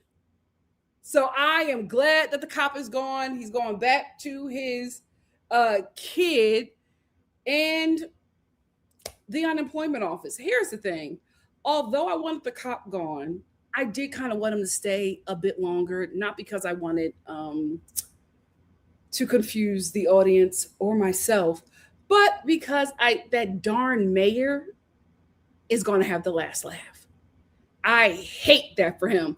That hating mayor I don't think he's going to have the last laugh, but this is something for him to be like, gloat about, because they were hating on him that he was picked by Love Island. So we'll see. We will see what happens with him, if he's going to go back to being a tool of the state, or, if he's going to be an influencer. Who knows? But I am glad that he is off my show. He will not be confusing me anymore. Thank you, Jesus. I am free. Praise the Lord. I'm free. No longer bound. No more chains holding me. Goodbye, Sean. Go confuse somebody else. Anyway. You sound like you got a little crush on him. I do not. I don't like him. He is not cute. That's what the girls say. They lying on me. I am not attracted. He is not my type. I am not attracted to him at all. That's what the girls say. And then you see him next week with the guy. I'm not attracted to nobody like that. That's anyway. What was I talking about? Trinity. Okay. This is what I will say about Trinity. I am nervous for her, right? Because at the end of the episode, we see the preview of 3 new bombshells. We're getting in. Is it 2 white? I think we're getting 3 bombshells. I think we're getting a white woman, another Kata Kaida. It's Kata Kaida with a pixie cut, and then we're getting in a white guy. I'm nervous for Kenzie. It's 3 people. It's 3, yeah. It's a white woman, Kata Kaida with a pixie cut, and a guy named Caleb. Bryce should be nervous, but the people who should be more nervous are Kenzie and Trinity. Trinity picked Bryce. Her and Bryce have no connection. You can't make Nicolandria happen with this. Neither one of them are attracted to each other. They wanted to explore, they are adamant about it. And this is not a slow burn. These two are never going to be attracted. It's just not it. They have no chemistry. It's just not it. I think Trinity might have shot herself in the foot by saving Bryce, because I don't think that Bryce is going to return the favor. I don't think that Bryce is going to return the favor. If he likes any of those new bombshells, she's going home. If Corbin likes any of those new bombshells, Kenzie's going home. So if we're doing another recoupling, I don't know if we'll do it tomorrow. We might do it somewhere throughout the week. If we do another recoupling, it's either Trinity or Kenzie. But we will see. Let me check my notes to see if I said everything that I wanted to say. We talked about the bombshells. Yeah, that's it. That's all I want to say about Love Island. What do you guys have to say? Let's get into it. I got a lot of comments here, guys, just to let you know. So I want to get as many as I can. I'm first going to start off with the super chat. Here's the thing. I see the super chats first. So if you really want to get a comment up to me, super chat your girl. If not, I got to search through like 500 comments, and I'm going to do what I can. Hey, Coco, thank you so much for the super chat. Cha-ching. Coco said just here for the hallelujah. Thank you, sister. Thank you. Give me a second while I scroll, but the cop is gone. The cop is gone. Thank you, Jesus. Woo! That was a rough week for me. STL Shogun said, right, more talking, Let's make it out. I know that's right. We got another super chat from Butter Biscuit 6350. Thank you so much for the super chat. Cha-ching.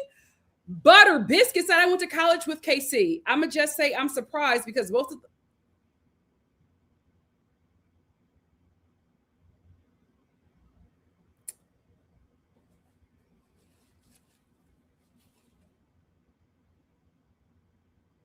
Okay, then did you miswrite this? Because you said most of the women I saw him with weren't. Did you mean were Latinas and white women? I feel like you meant were.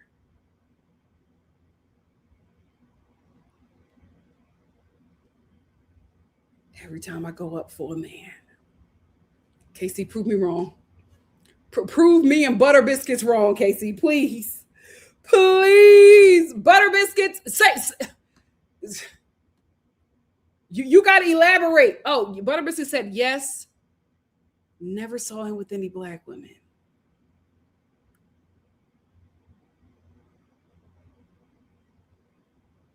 Maybe I'm holding space too soon.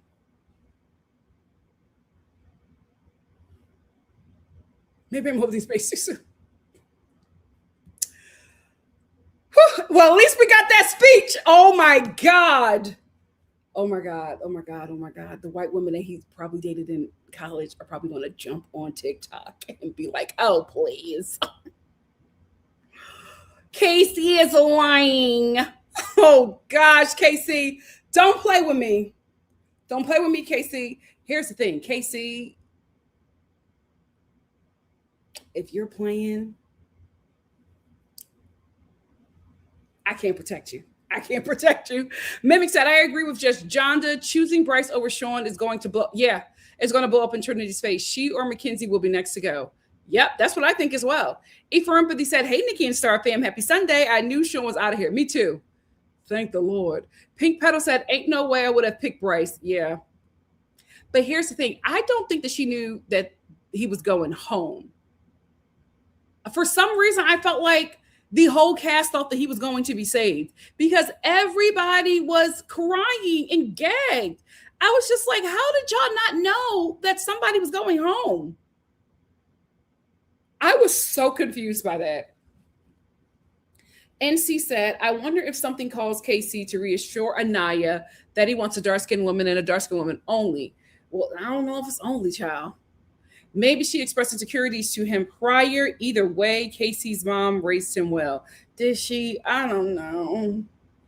Now, Butter Biscuits then buttered my freaking biscuits. I'm upset. SEO Shogun said, yeah, Sean would have been a better pick, even as a friendship couple. But here's the thing. You can't be friends with Sean. He would have been turning that girl every which way but loose, and it would have just confused us even more. We had to get him off the show. Here's the thing. If Sean wasn't a cop and a father, he'd still be there. You have to realize, and this is why I feel like Love Island needs to do better. They are always picking men that are like 20 or 30 for this show. And then the girls skew very, very young. I think the oldest in the villa is 25. And he's trying to get with Serenity, who's 20 freaking 2. She don't want to be no stepmama to a cop. He should have never told them that he was a cop. He should have never told them that he was a cop. I'm glad he did, though. But I'm just like, that's a lot for any woman to digest. So he's attractive, but he doesn't. When you hear about his life, he becomes unattractive because nobody else is in that situation. But I do think that Trinity probably made a mistake picking Bryce. But they could have easily talked about the kid thing and just spent time to see if anything sparked. Yeah. But unfortunately, I feel like these kids that come on this show, that's why, unfortunately, you might need an influencer or two. Here's why. They're about that bag. You see people actually play the game. Regular people really take the love and Love Island too damn far, in my opinion. I'm like, okay, at some point you need to check in and realize it's Money Island as well. Like, you got to play the game. Trinity not talking to Sean because of Kenzie. What, you just met her. And if it was the other way around, Trinity will absolutely take your man. Let Trinity get in the pickle and ain't nobody looking at her. She's gonna pull Bryce for a chat. Mackenzie. She's gonna pull Bryce for a chat if the push comes to shove. She wants to stay on the show, and Trinity is going to have her feelings hurt. Yasmin said, "I think the producers made Corbin pick Kenzie." I would agree with that, but I also think that he picked somebody that he knew would not clock him. I think he wanted Kata Kaida. Heather, hey, said, I don't believe Trinity actually has feelings towards Bryce.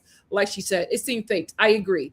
SEO Shogun said, Casey's words gave me cringe. It felt rehearsed a bit. Total hot take, but you can express someone is your preference without dragging up everything that other people say against them. Is that weird? Oh, it's not weird, because according to Butter Biscuits, oh my God, that college will always get you.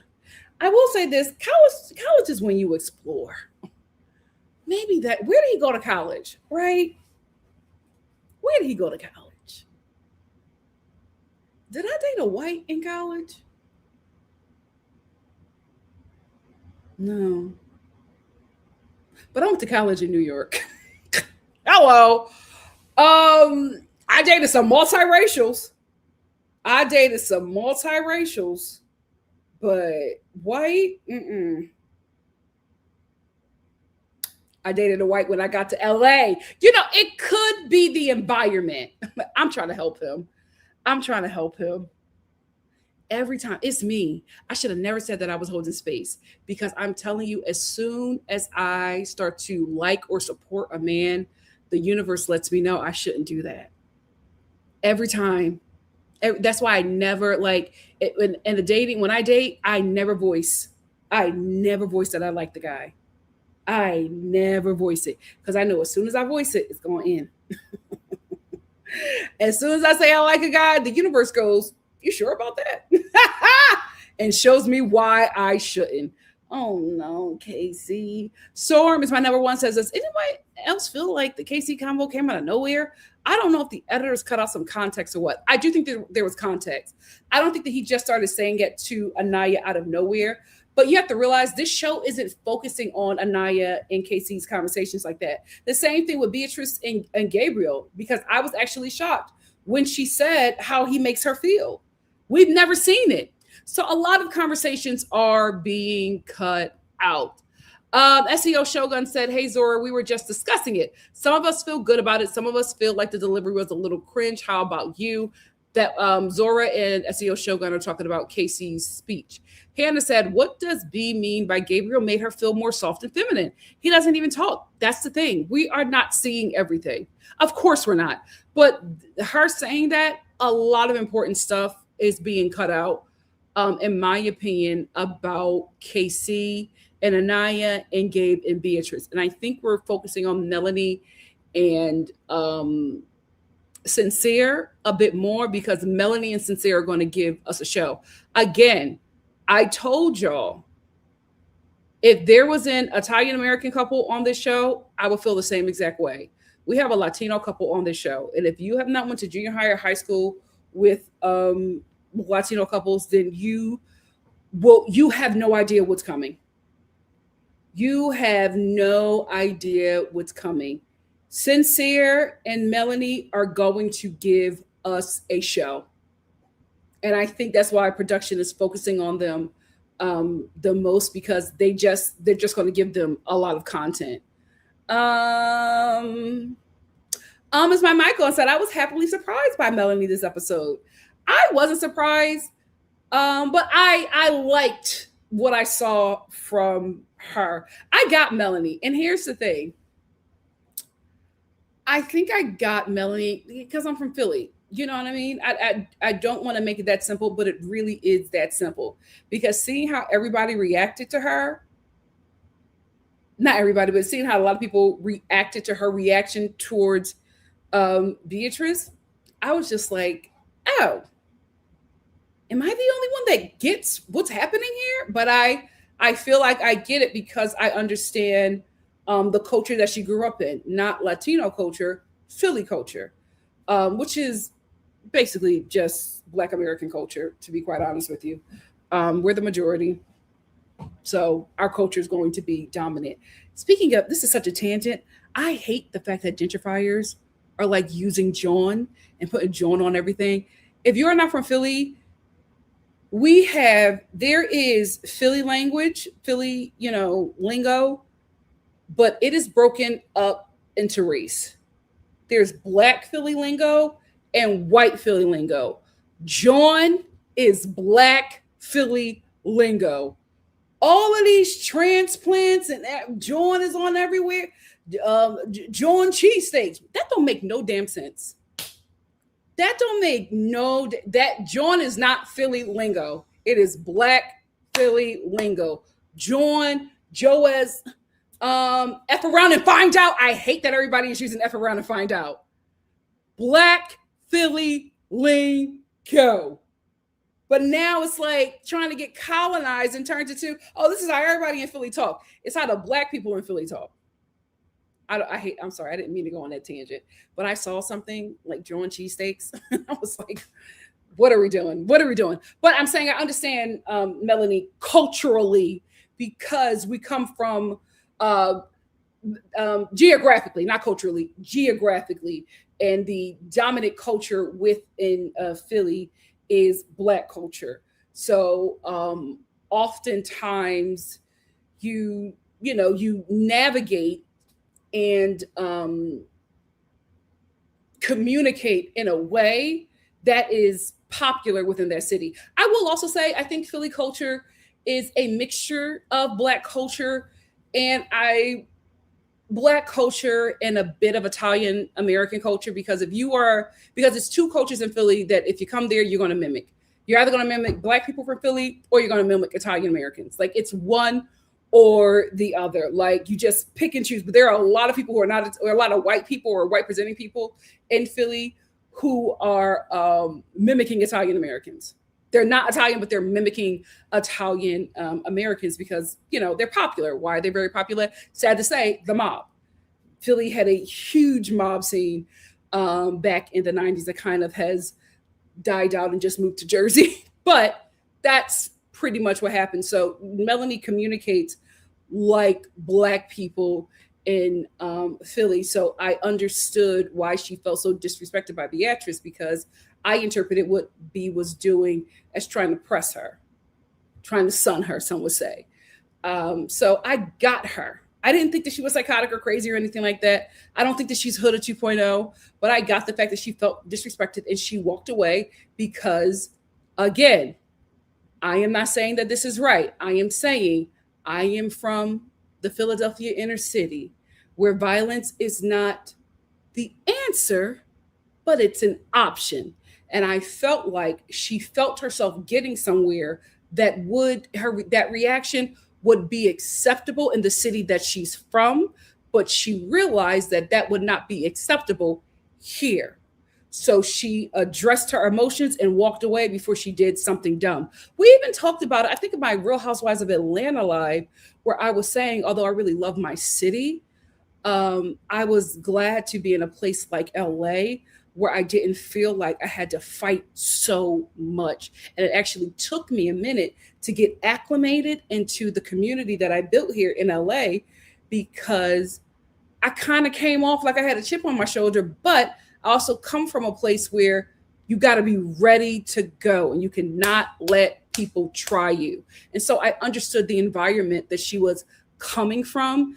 And you have to realize she's coming from that environment. Although she's in LA, she ain't been in LA for a long time. So you got to acclimate to that. And then you're getting in this other environment where you have to be perfect, because if you're not perfect, people are going to try to vote you off because they don't understand you. So I'm not saying that I was surprised by her, but I was pleased that she was able to turn around so quickly, because oftentimes girls that come from women that come from where we come from don't get a lot of chances. So I was very, very proud of the work she did on this episode. Just John just said, I want Kata Kaida with someone who thinks she is their equal, not pretty, hot, and kind of dumb. I want that for her as well, but I like how Zach adores her, and I feel like that's the perfect relationship for Kata Kaida. She needs a worshiper. I think she's attracted to a guy that has the same kind of personality as her, and those relationships don't work out because they would bump heads. She needs a guy that is enamored by her.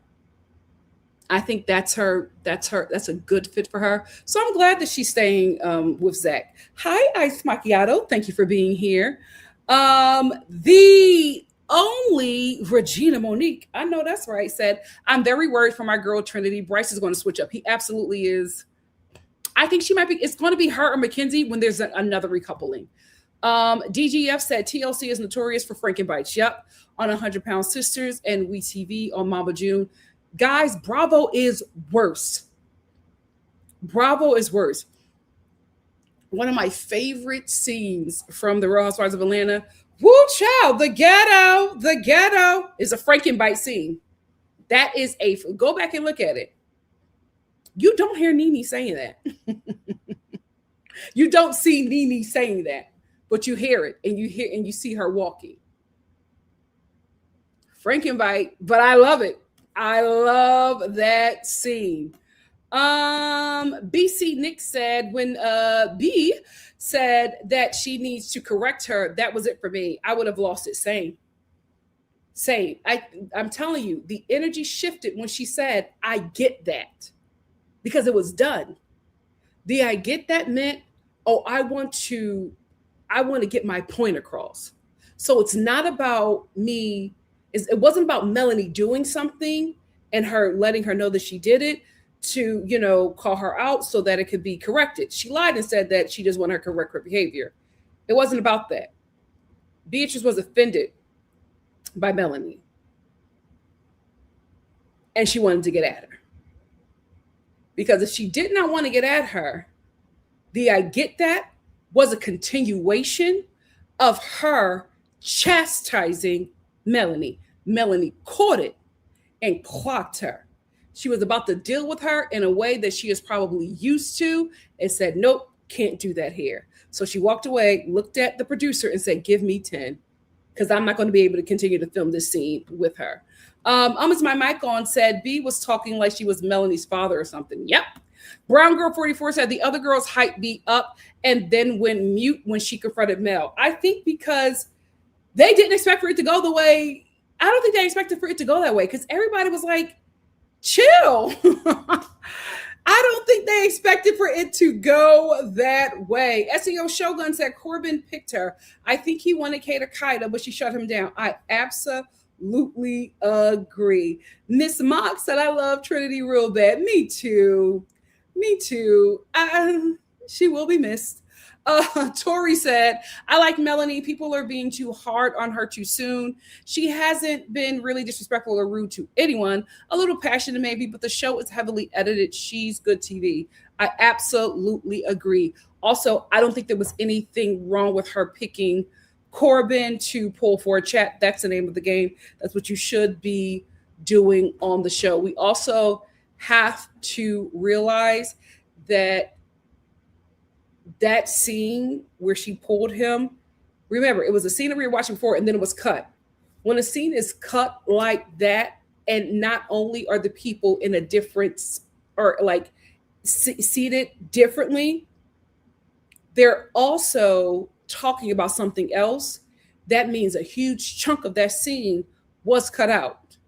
So she looked rude just pulling her. I know people like mid-sentence, but we don't know what happened before that. We also don't know if they cut that scene out because a producer said, all right, let's start pulling people for a chat. That also happens. Oftentimes, if nothing is happening and going on, they side coach them because they need them to give them content.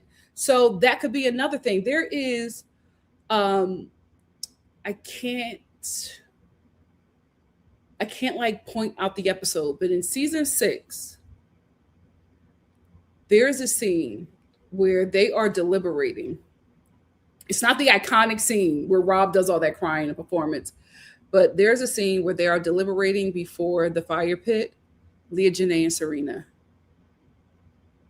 And while they are talking, Leah looks at the camera. And the reason why she looked at the camera is because the producers are next to the camera. she looked at the camera and was just like, I'm doing it. And I could not believe that they left that in.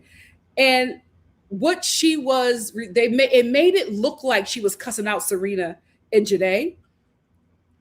But what was happening was, I think she was being side coached, and they were probably telling her, because here's the thing, I don't think it's manipulation to an extent, but they have to, the scene has to be coherent, right? So let me explain, like I'll explain a confessional. So when you're doing confessional with talent, right, and you're talking to them about everything that's going on in the scene, they can't say, like, you would ask them a question and be like, well, Portia, how do you feel about Nene? Portia can't say, Nene, she's just always saying and doing something she shouldn't do. The reason why she can't say that is because they are scripting the show. And the scenes need to be coherent, even though they're not filmed at the same time or on the same day. So they need her to speak as if she's still in that moment, as if while in the scene, it has to look like they pulled her away to do the confessional, because it has to be coherent. So oftentimes in scene, when somebody is speaking, so let me fix that. Portia, so then the correct portion say, no, you got to say this first, because it has to tie in to what we're talking about. The audience doesn't know what you're saying. So you have to say,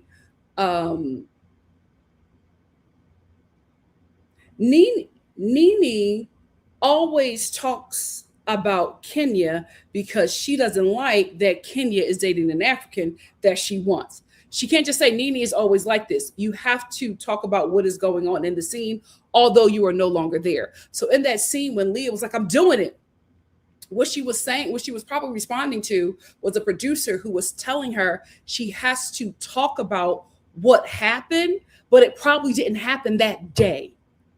And so that scene has to look like it happened in the same day, although it didn't happen in the same day. If you've noticed, Love Island watchers, if you've noticed, sometimes, you're watching an episode and, somebody's having a chat, and then, the show cuts to another couple having a chat, and then they cut back to the couple that you were watching previously, and like something is different with their outfits.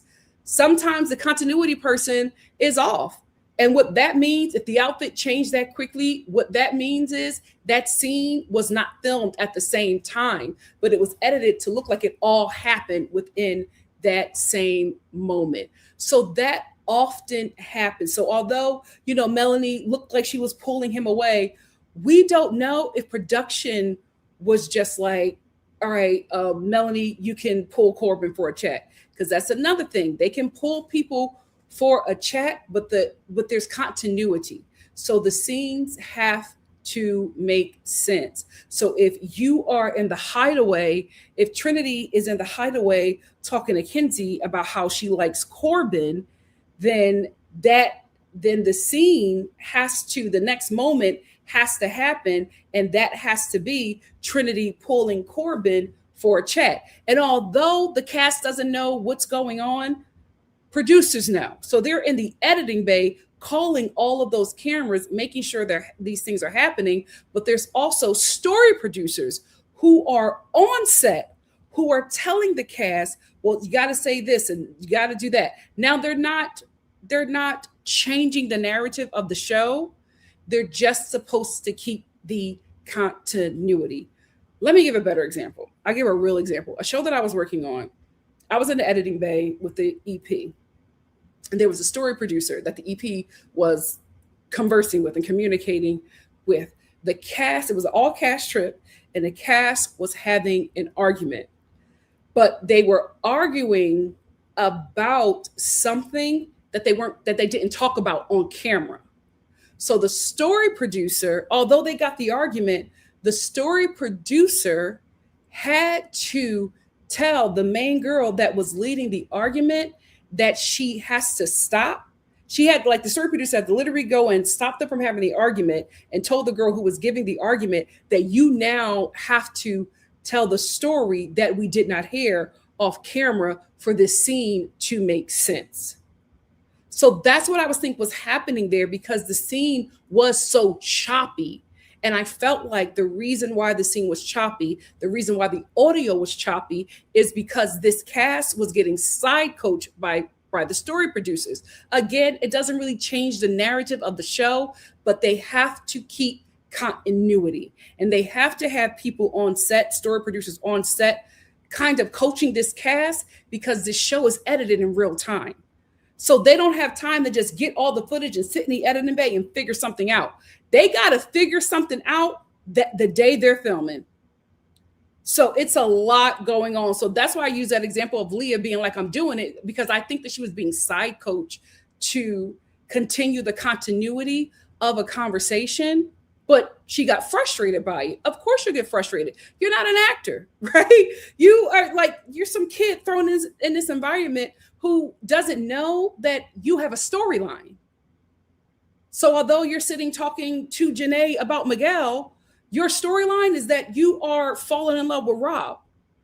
So you can't sit down with Janae and talk about Miguel right now, because we just had a scene with you and Rob at the dock. We got to get this episode out tomorrow or the next 2 days. So for that to make sense, you got to sit there with Janae and talk about Rob. And so it gets frustrating, because you just can't sit there and film these people just talking. They have to talk with intent.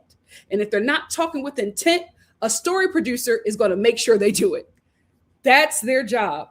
I've always said, although Love Island gets on my nerves, I always said I would love to just be a guest one day and see how they film that, because I know that set is chaotic. To film a huge production like that in real time, film and edit that in real time and get it to post before it has to premiere, is crazy work. It's crazy work. I know that set is chaotic. Miss Mock, what's up? Said, I refuse to believe that Trinity actually did that with her mom in the car. Absolutely not. I wouldn't be surprised. I'm hoping that she was embellishing, but we will see. Kiana said, Kenzie is not Corbin's type. Corbin's type is Kate Lakita, but she sees right through him and he can't play with her. So he's afraid of even choosing her, because he knows that she will get him together. And I don't think she will choose him, because she can see right through him. So I think he knows that ship has sailed and he doesn't have a shot with her. Hey, Shoni. Shoni said, I agree, Mama Star. I don't think Beatrice likes Melanie either. Oh, really? Child, only time will tell. BSSL said, y'all gonna have me tell my mom to give me a 10. Be careful. WNC said, yeah, it's obvious that Corbin has been practicing his lines in the mirror. Absolutely. Hannah said they keep Baby and Kenzie. Well, here's the thing.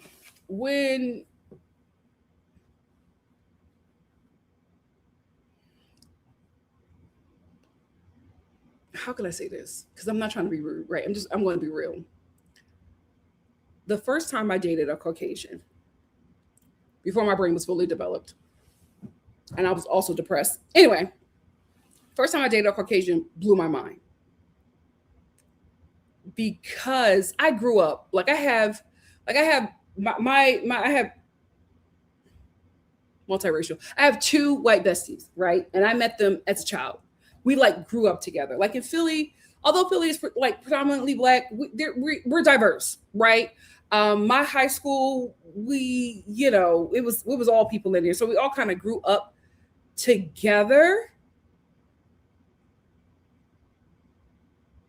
But certain areas have certain kind of whites, right? So I grew up with Philly whites, South Philly whites, Northeast whites. Look, they're white, but they're different. Not saying they're not like their ancestors, but it's just like a different kind of understanding. Again, this is also white people who grew up in a predominantly Black city, so they kind of understand things a little differently. Like, I didn't have to explain a lot to them. like I do have to explain to like white people in LA. But my first time I dated a Caucasian, I dated a Caucasian from Bensalem, but I was young. And when we would go out, the way people of color treated him, not black people, people of color treated him, it was like I was walking with royalty. I remember we went to Chinatown. We went to this restaurant that my family has been going to since I was a kid. The way they damn near bowed when I walked into that restaurant with that man, they said hi to me, but when they saw him, it was just like such a different experience. And I'm like, these people have known me before I had front teeth. They never treated me the way they treated him. And it wasn't odd to him, right? The way that they were treating him. And I remember sitting at that table, kind of getting a little pissed off, right? Because I could not believe how they were acting like this human being was a god. It was so shocking to witness. And throughout the little bit of time that I dated that man, I realized that white people live a very different life than the rest of us. Like we don't live on the same planet. They live in an entirely different world where it is just normal for them to have access and for them to be worshipped. And and we are dealing right now with white people who didn't get that expected treatment. That's why everything is so rabid now, because they're expected to be treated a certain way because that's just how it is. So that's why I cannot be mad at Kenzie for how everybody else in the house is treating her. Mackenzie didn't ask for Trinity and Anaya and Beatrice to mammy her. They just did it. They're speaking up for her. They're working to make sure she gets in a coupling.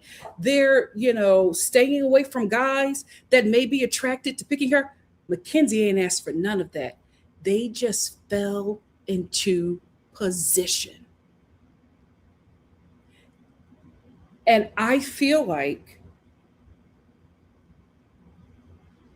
that although white people live in a totally different world, I don't think that it's Mackenzie's fault that everybody is worshiping her.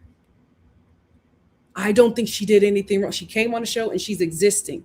She did not ask them to do anything. They volunteered themselves. They threw that money away and literally volunteered to worship this girl. She's done nothing.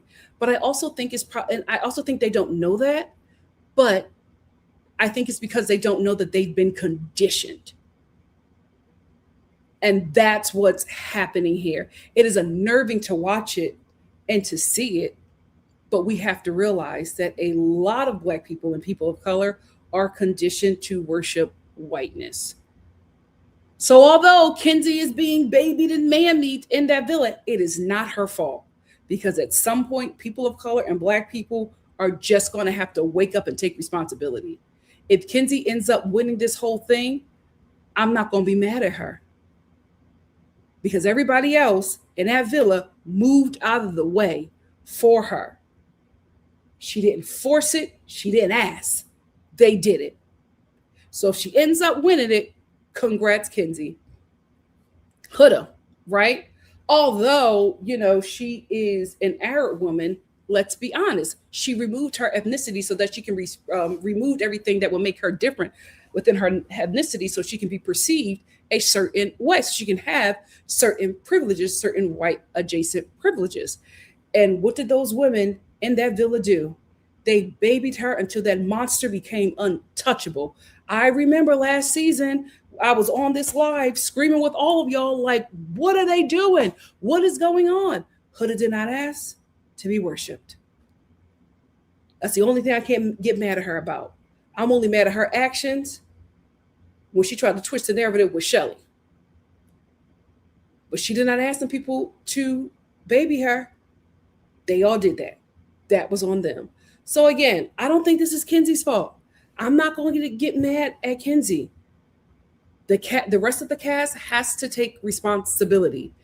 They got, listen, like I said, they got to get an exorcism. They got to wake up from that spell. They got to do something, because it is just jarring to watch how they are operating with this woman like she can't do anything. She's so frail. She's so weak and meek. We got to help Kenzie. When Trinity told that fine tool of the state that she don't want to explore him because of Kenzie's connection, I said, you better than me. You better than me. But again, that is their conditioning. I don't know what it's going to take. I don't know what it's going to take to wake up Black people and people of color. I don't know. I mean, slavery wasn't enough. Cannibalism wasn't enough. Jim Crow wasn't enough. Y'all still want pasta and lobster. Y'all still screaming hard wig soft life. Y'all still saying if it ain't snowing, I ain't going. After all of that, I don't know what it's going to take. They're taking away our rights. And y'all still sipping for these people. So I don't know. But what I do know, that Kenzie wins this thing, congrats. Oh, wait a minute. Thank you. Kada or Kaida? Because somebody's trying to give me the pronunciation, but you're not helping. You got to put the emphasis where it should be. We're at 2 hours. Let me get you out of here. Give Me Shelter said, I think that the mammying spirit is a learned survival instinct. They probably don't even know that they're doing it. Absolutely. I also think that when you don't know your culture or your history, you will be destined to repeat the worst of it, right? Story time. I used to work for a bunch of rabbis back in the day. And one of my jobs was to help, conversions and their Hebrew school. One of the Hebrew schools that one of my rabbis that I was assisting was managing. And I was just like, because we were putting up something for the school, and they were just like, they did not play about that Hebrew school. Like everybody within that community, all the Jewish people within that community, they were paying for that Hebrew school. Like that Hebrew school went without nothing. They did not play about that. I asked one of the rabbis, why was it like so important for them to, because they were very adamant. Nothing else got done until the Hebrew school was taken care of. And I was just like, well, why is that such a priority? Like not in like an ignorant way, but it was just like, they were very dogmatic about Hebrew school properly being funded, Hebrew school properly having security, because I didn't know that there was just like, that white people were like, going up to the schools and shooting up. That's a whole nother story. But they were just very adamant about making sure that is protected. And I was just like, well, why is like that such a priority? And one of the rabbis said, well, because of our history. We have to make sure that the kids know what we came from and what we endured, so that they do not allow their generation and the generation after to endure the same thing. Knowledge is power. If they learn their history, they will make sure that they will never experience what we came out of. We don't do that, right? I'm just speaking for my community. We do not do that. There are so many young Black people today who do not know that Black Americans have literally created everything in this nation. Literally created everything, literally discovered everything in this nation. So many Black kids do not know it. That's why they have so much low racial self-esteem, because they don't know their history. Ask a Black kid today who George Washington Carver is. I have no idea. Ask a Black kid today who Nat Turner is. No idea. I'm afraid to ask them about Sojourner Truth. I'm afraid to ask these young Black girls who Madam C.J. Walker is. And you might be like, oh, I know Madam C.J. Walker. You're a freaking millennial. The last of the Mohicans, the last educated generation in this nation. It's so much that they don't know. There was one kid on Threads talking about that. He did a whole thread about Barack Obama, and everybody was just like, none of this happened. None of this happened. But if you don't know your history, you will be, if you don't know about mammying, then you don't know what you're doing. You can't call out those behaviors. I was blessed enough, again, I grew up in a predominantly Black city, predominantly Pan-African city. Like, I remember my teachers were real like, kente cloth. Kente cloth and teaching us about the Underground Railroad. Like, and Philly is really Black. So you know those things, right? But that's just because of where I came from and what I grew up in. That is not the same for the rest of the nation. Like, I knew about mamming. I knew that Black women were, enslaved Black women were breastfeeding their master's children, and they were not allowed to breastfeed their children. I knew about how we were treated on plantations. I knew about Jim Crow because of my grandmother. She told me about everything. Like, Black people today, Black young people today are making fun of their grandparents for eating butter pecan ice cream. They don't know that the majority of Black Americans, especially older Black Americans, love butter pecan ice cream because that was the only ice cream we were allowed to eat. We couldn't eat vanilla because that's what the white man liked. A lot of people make fun of Black people for how they like their meat, but they don't know that Black people like their meat a certain way, overcooked, because for two reasons. One, we were given the scraps. Oftentimes meat that was rotting and wasn't good, and we had to cook out the bacteria out of those meats. So we like a lot of overdone meat. Also, in the Jim Crow South, we were also giving meats that were about to expire. That's why we said we like segregation, right? But we wanted separate but equal. That's why our people decided to protest so that segregation can end, because although segregation was safe in some aspects, it was separate, but it wasn't equal. We were not dying to be around white people. We were dying to have equality. And that's where desegregation came from, because although we were separate, it was not equal. We weren't getting the same, our markets were not getting the same meats. We weren't getting the same foods. Our produce was rotting. Our meats were rotting. So instead of throwing that meat away, you overcook it to cook out the bacteria, which is how we end up, your grandparents and older people end up liking well done steak. Yes, they're going to be chewing forever, but give them grace because they're chewing forever because of trauma. But if you don't know that, you will make a joke about it because you don't know your history. So I'm going to give them young girls grace because I don't think they even know what a mammy is. They don't even know what a mammy is. And they're repeating the behavior because they do not know their history. Let me get off my soapbox. I apologize to the new people that are watching.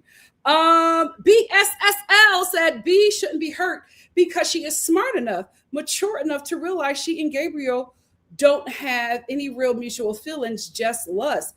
But guys, I think she's falling for him.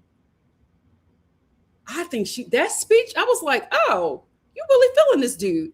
XO said, I just can't hate B. I'm sorry, I can admit sister's wrong, but I still like her. I don't hate her either. And that's another thing. Last soapbox moment. For those of us who are older, a lot of us did the same thing that these people are doing. Thankfully, it wasn't filmed, and it wasn't filmed in front of the world. I think we also have to realize these people are very, very young, and we want them to make decisions that we would make now. Trinity is 22, not 32. I hope and pray she won't be making the same decisions at 32 that she's making now at 22. So we just have to give them grace. They're not going to be able to have regulated emotions like you are at 48. And you also have to realize they don't have any contact with the outside world, and they're being manipulated by this show for entertainment.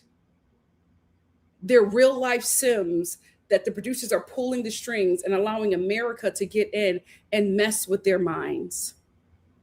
Give them grace. Let them make mistakes. They will, and that is okay.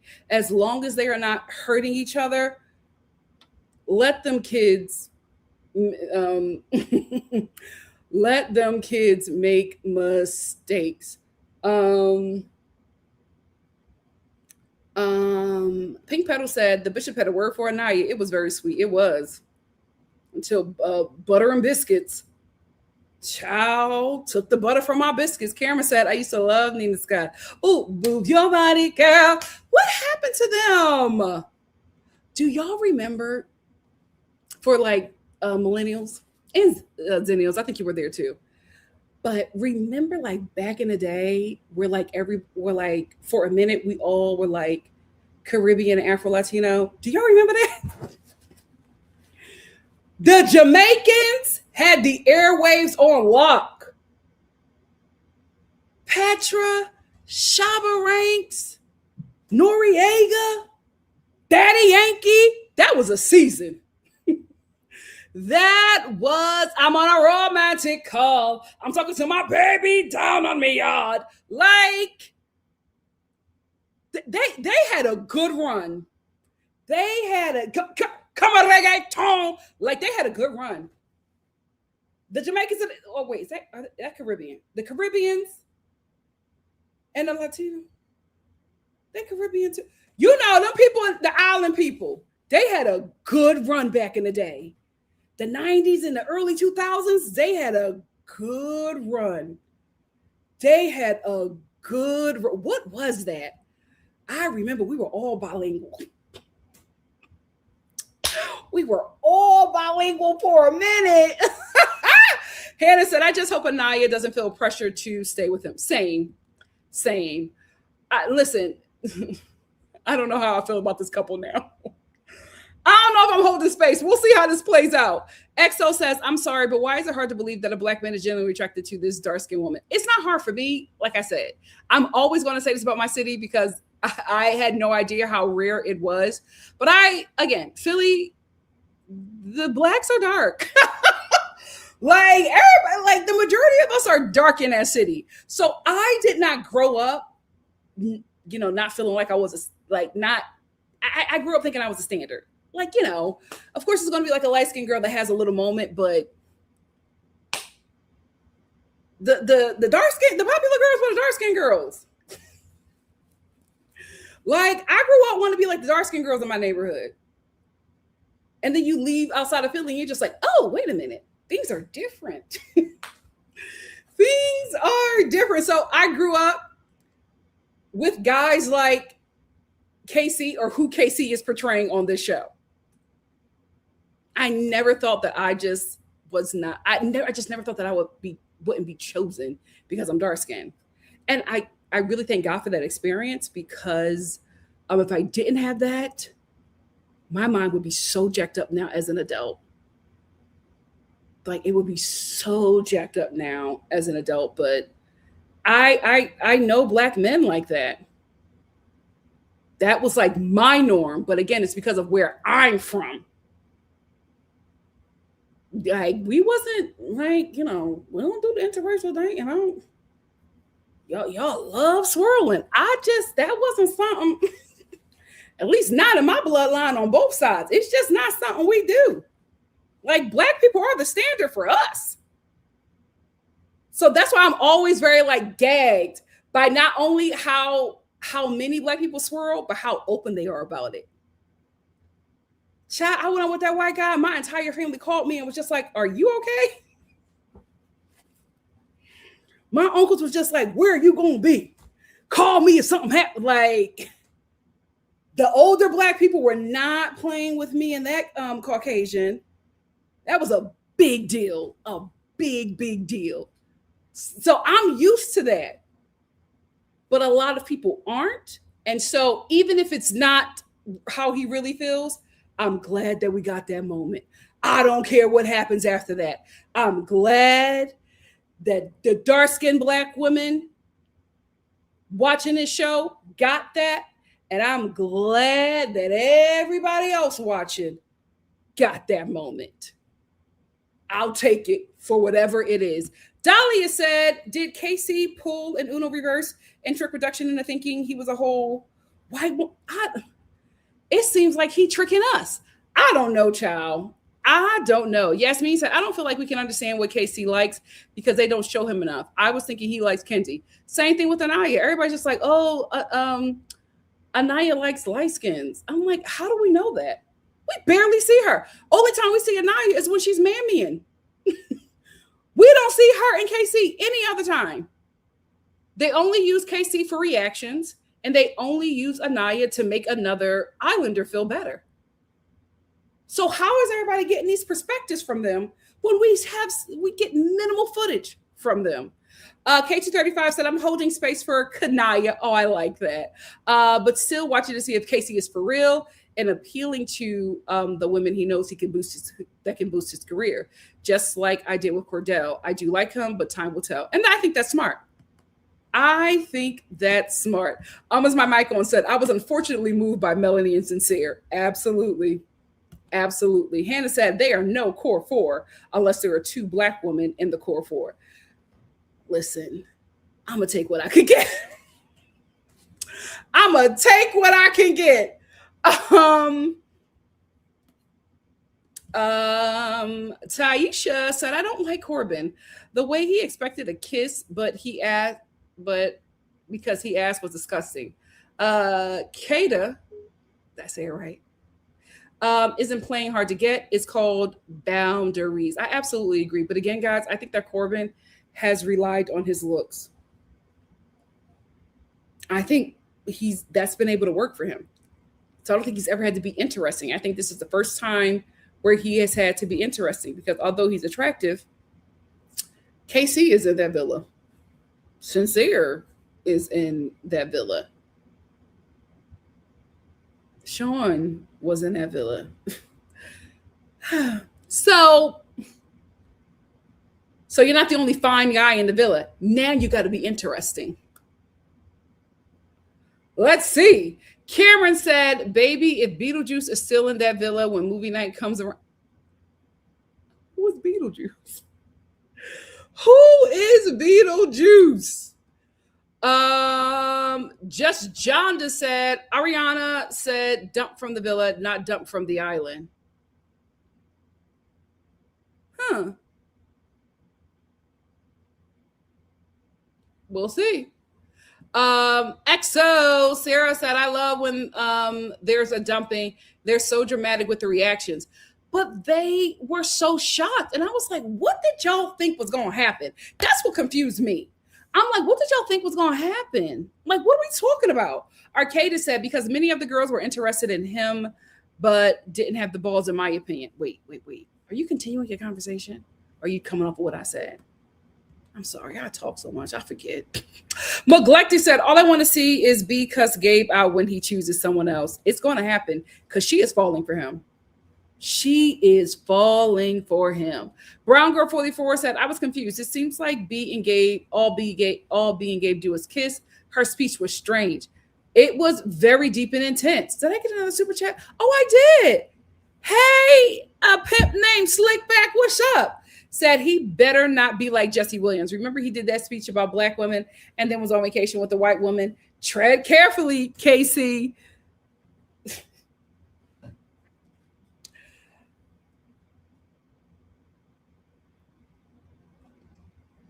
Yeah.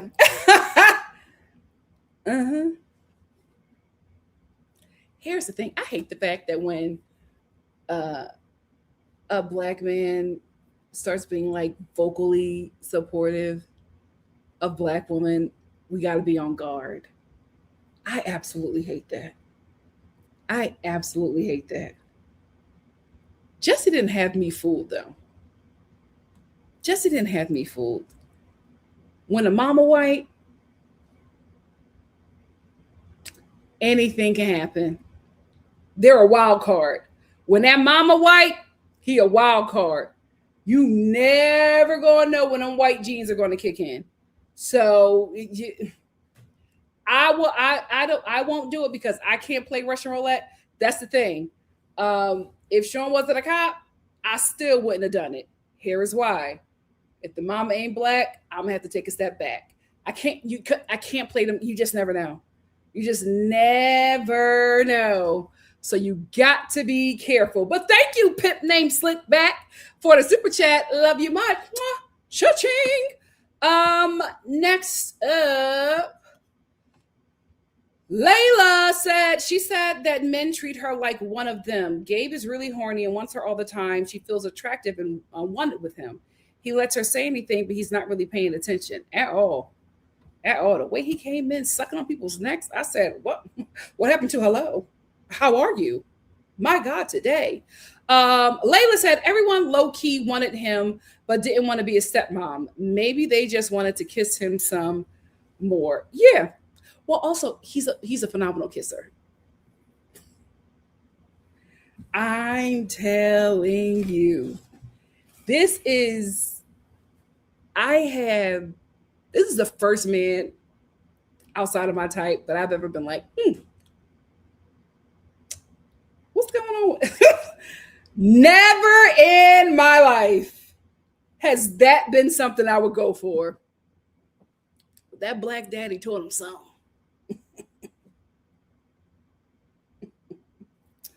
If he ain't had that baby and that police badge, he would be a problem.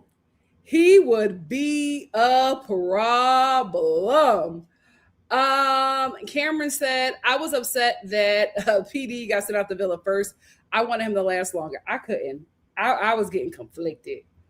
EXO said that mayor is overly cheesing. Oh, you know his group chat blew up when Sean got eliminated. Is my mic on? Said he won't have the last laugh unless Sean becomes a daddy daycare influencer. No, Sean is going to be on Love Island Games, and I think he's going to get redeemed. But unfortunately, Butter and Biscuits said yes. Oh yeah, talking about KC, never saw him with the black woman. Listen, he could be a Russell Wilson. I will say, Russell Wilson and Sierra, they really changed my mind because I'm very strict. Like, I date black men that date black women. A black man that's for everybody is not for me. But the way that black man that formerly was married to loved Sierra down, I'm like, maybe I should give Urkel a chance. That's...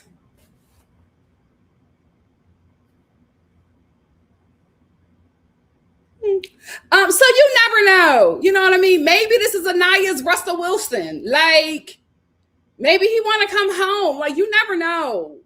You never know. KC, you almost had me. K235 has said, and this is why we wait to verify before just trusting any man. Ooh. What part of Cali is he from, Janelle?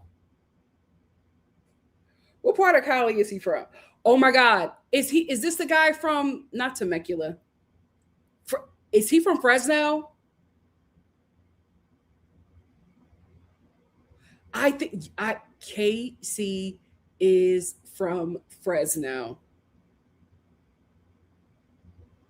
I'm not going to hold space until further notice. I'm going to wait. I jumped the gun. Let me wait. I'm going to wait. I'm not going to hold space for a minute. I'm going to see how this week plays out. Sophie says he might play himself if he gets out to America and people think he is playing. Yeah. Don't put that on my baby. Be yourself, said Eddie Murphy and Jamie. Oh. Well, wait a minute. We're not going to do that to Eddie. This is Eddie's baby, current baby mama is his first white woman. All them other women have been black. This is first white woman. Don't do that. He's old and set in his ways. He got to get somebody that will deal with that. Josie said, see, our doubts aren't coming out of nowhere, right?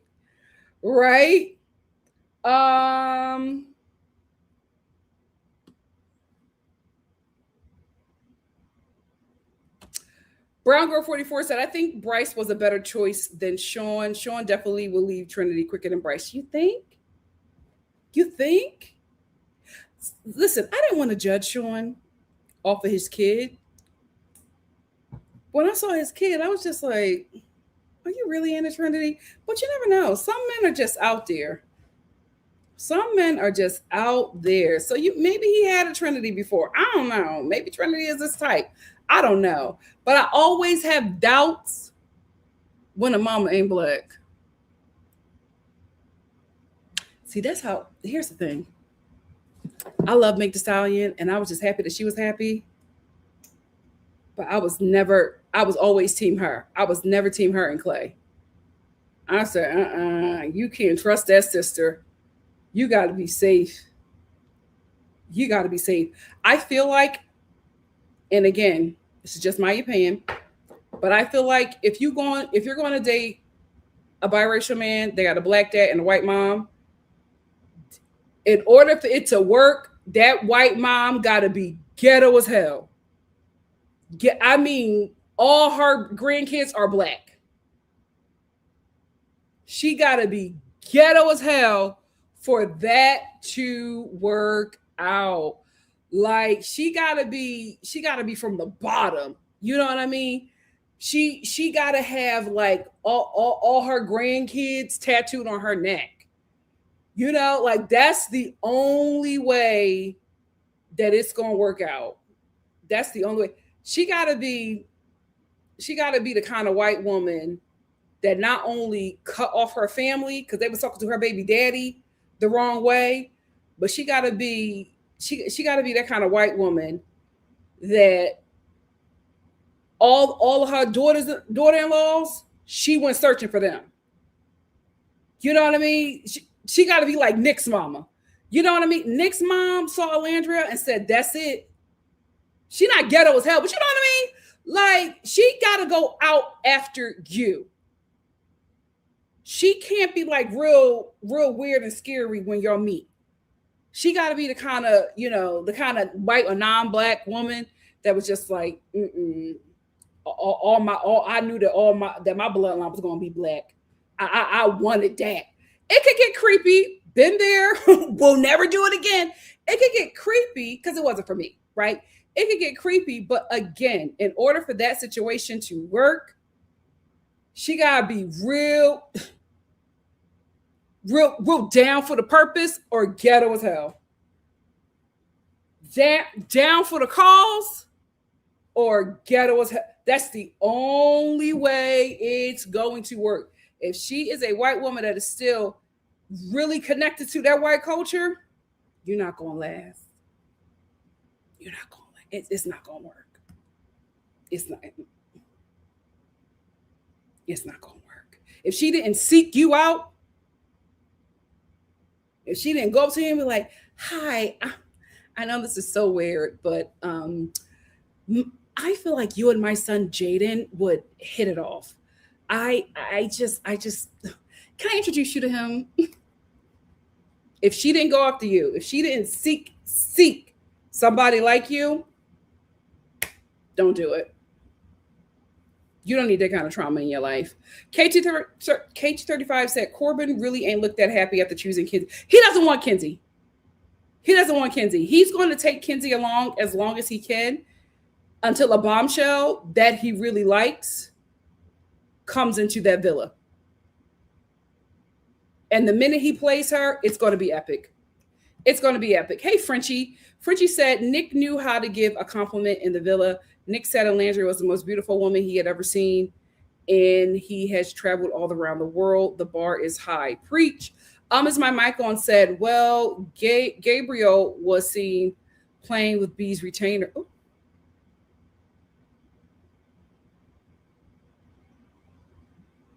Ew. Oh, why did you tell me that that's sick? My stomach is in knots. Oh, I hated knowing that information. As my mic on said, I don't think the producers expected Kinsey to not be most of the guys' preference, so they're trying to overcorrect with these white bombshells to appeal to the white audience. I absolutely agree. Here's the thing. One can only assume that somebody is the preference because of media. And that's why I tell you guys, media is so powerful because it it shares a false narrative, right? Because Kenzie believes that she is a standard because Kenzie gets picked in Kennesaw. But let Kenzie take a 40-mile drive to Atlanta, she'll have the same treatment that she's having in the villa. And I think that's the same thing with the whole cast. These people are tens in their neighborhood. You're not tens on Love Island. Somebody's going to be hotter. Somebody's going to get picked more. Kenzie is used to being picked over the non-black girls in Kennesaw. She's not going to be picked over the non-black girls on Love Island. Because to those men, those women are a 10. You're a regular. But don't worry, you're still a 10 in Kennesaw. Give Me Shelter said continuity errors used to happen during the Real Housewives confessionals all the time. Even if they got the women wearing the same outfit, the fans noticed the nail polish change. Yep. A lot of these scenes are filmed so much later. Because especially with a show like this, they're going through all of their footage. Not everything is going to make sense. So although I feel like Wednesday is their day off, but I also think it's a Frankenbite day where they are fixing audio. I also think it's a reshoot day where they are reshooting certain scenes. I remember, who was it? I think it was Aaron. And he was from season 6. And he was talking about the that sex challenge, heart rate challenge. And he was talking about it. And he was just like, that scene took 10 hours to film. 10 hours. We got like 10 minutes. He said it took 10 hours to film. And he said we were so tired we were so tired in the next scene because when we finished filming, we only had like 3 hours of sleep because we had to get woken up the next morning for the next challenge. But he was just like, that took 10 hours to film. That's why I never when I learned that information, I never took the heart rate challenge serious after that. Because I was just like, somebody's heart rate being raised by someone is going to look different in real time than it is going to look over a 10-hour filming day. So of course, Janae wasn't raising anybody's heart rate. She was the last person to go. Everybody was exhausted. I was so shocked. I was just like, how is Janae? She's not raising nobody's heart rate. And she was hot. But people were tired. They had been filming that one scene for 10 hours. They had a dinner break. Then they had to come back and film that scene into the wee hours of the morning. So we're watching that, and we're watching 10 plus hours of footage be edited down into 5 minutes. You really can't take this show at face value. That's why I'm just like, watch it and be entertained. Do not think that this is how those people think or feel, or this is how they really are. It is so heavily edited. Dahlia said, what happens when the audience makes it clear that they hate a storyline or a character? Yes, you want eyeballs, but at what point is it an issue? Oftentimes, the show really never listens to the audience. You don't really control what happens. It's you control, like, your voice and your opinions don't matter. Your what matters is rating. So you may say you don't like everybody. Real Housewives of Beverly Hills, right? Everybody talks about how they hate it, but it's still the highest rated show, the highest rated housewife show at Bravo. So nothing is going to change because you still watch. Now, if the ratings fall, then they'll start taking suggestions. But as long as they're still getting the coins from your viewership, nothing will change. Dahlia said, Sean Paul, just give me that light. Daddy Yankee, Pitbull. Oh, Pitbull, yeah. Got me through my college years. That's when all the dance movies was hitting. Thank you, Stomp the Yard. Yep. That was a time. That was a time. Be yourself said Casey Genuine, please. And I don't believe anything B says either. She wants to win and will do anything. She's just competitive. Well, she's an Olympian. Um,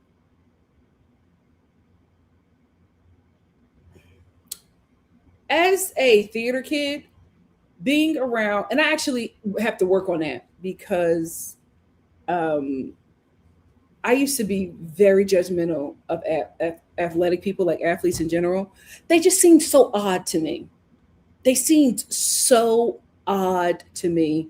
I was like never into jocks. Like I love, like they were good to look at, but I was just never into. Cause just I just couldn't understand them.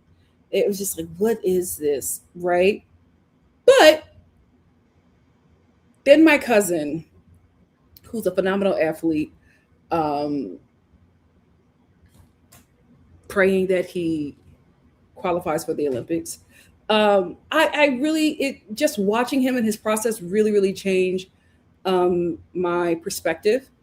And I really now look at athletes and admire their dedication and their commitment to their craft, right? And I can see how it could relate to me as an artist, but for a long time, I was just like, these are very odd people because so much of their life is about the sport.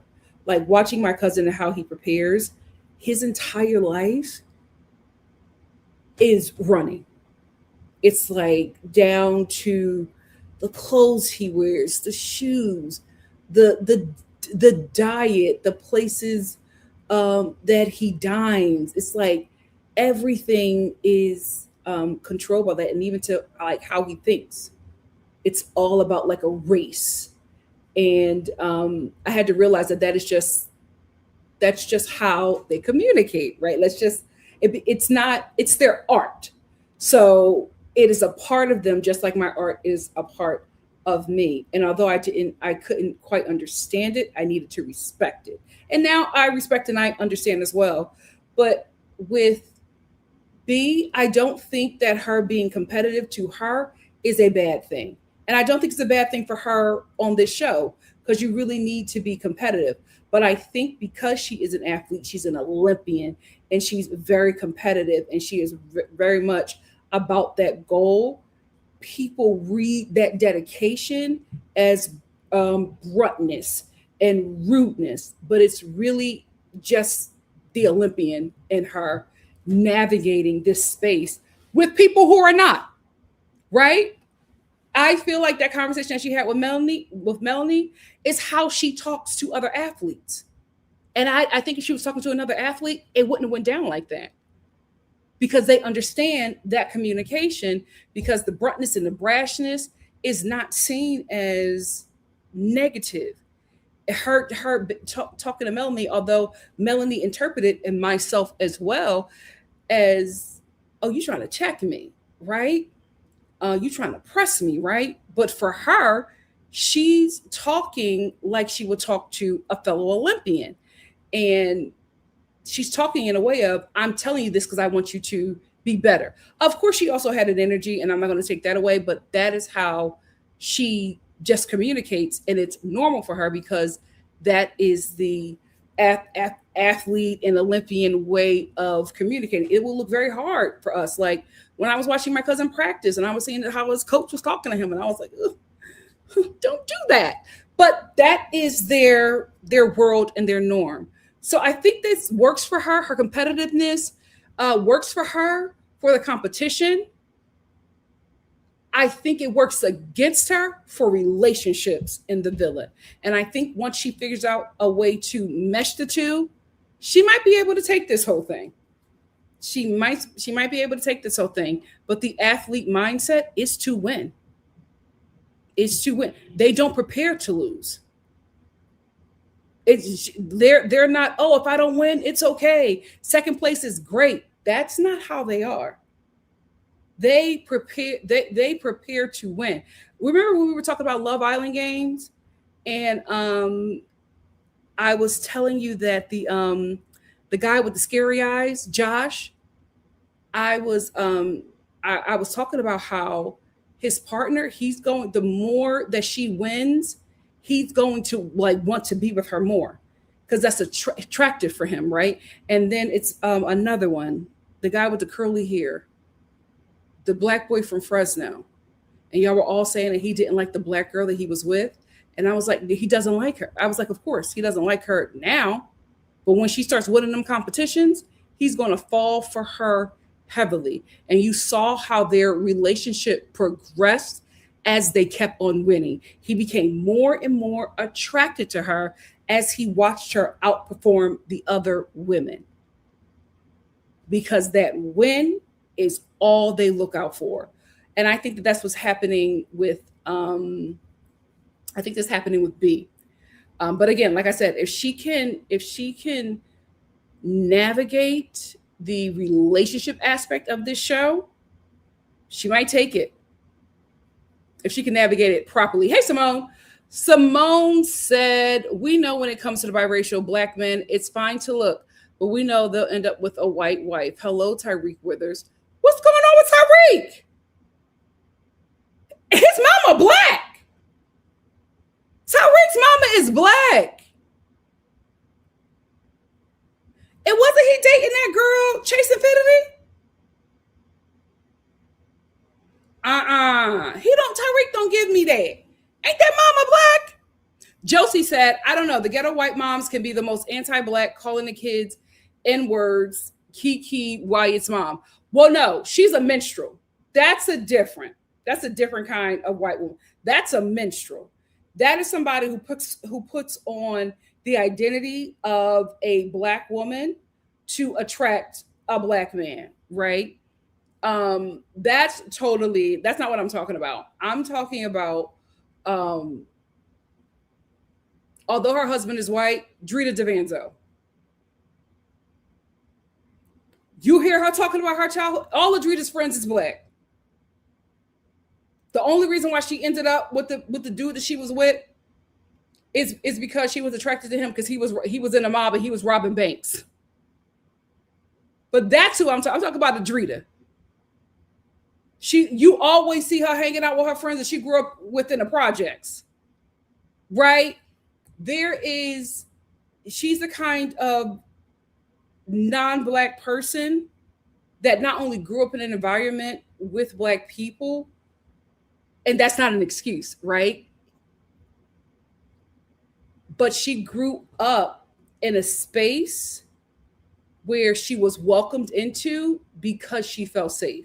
She didn't kind of barge her way into that situation. This was just her life and her experience. So that is very normal to her. Renee Graziano, that's just very normal to these people to have this kind of environment. So they will look for, like, you know, they will look for a black girl to be with their children because that's just, they have black women in their lives who are great and they want to expand that. They're not minstrels, right? They might be ghetto, but they're still very much themselves. Or they're like Nick's mom, right? She's very much herself, but she sees this great woman and she wants that to be a part. She wants that to be a part of her family.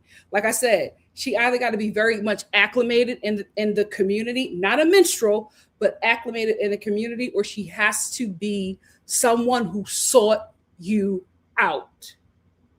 If she's a minstrel and she a little bit standoffish when y'all meet, don't entertain that dude. Don't entertain that dude. Dahlia said, my running theory is that the show doesn't actually take the audience votes into consideration. I think they lie to the cast and manipulate everyone. That's where you got to read the fine print. The producer, they got the final say, even in a game show. The show aspect trumps the game show, right? The show trumps the game. It's entertainment first, game show last. K235 said, I honestly expect biracial men with white moms to choose white partners since a white mom was their first example of femininity. That's not, yeah, pretty much. Pretty much. Tariq's mom is white?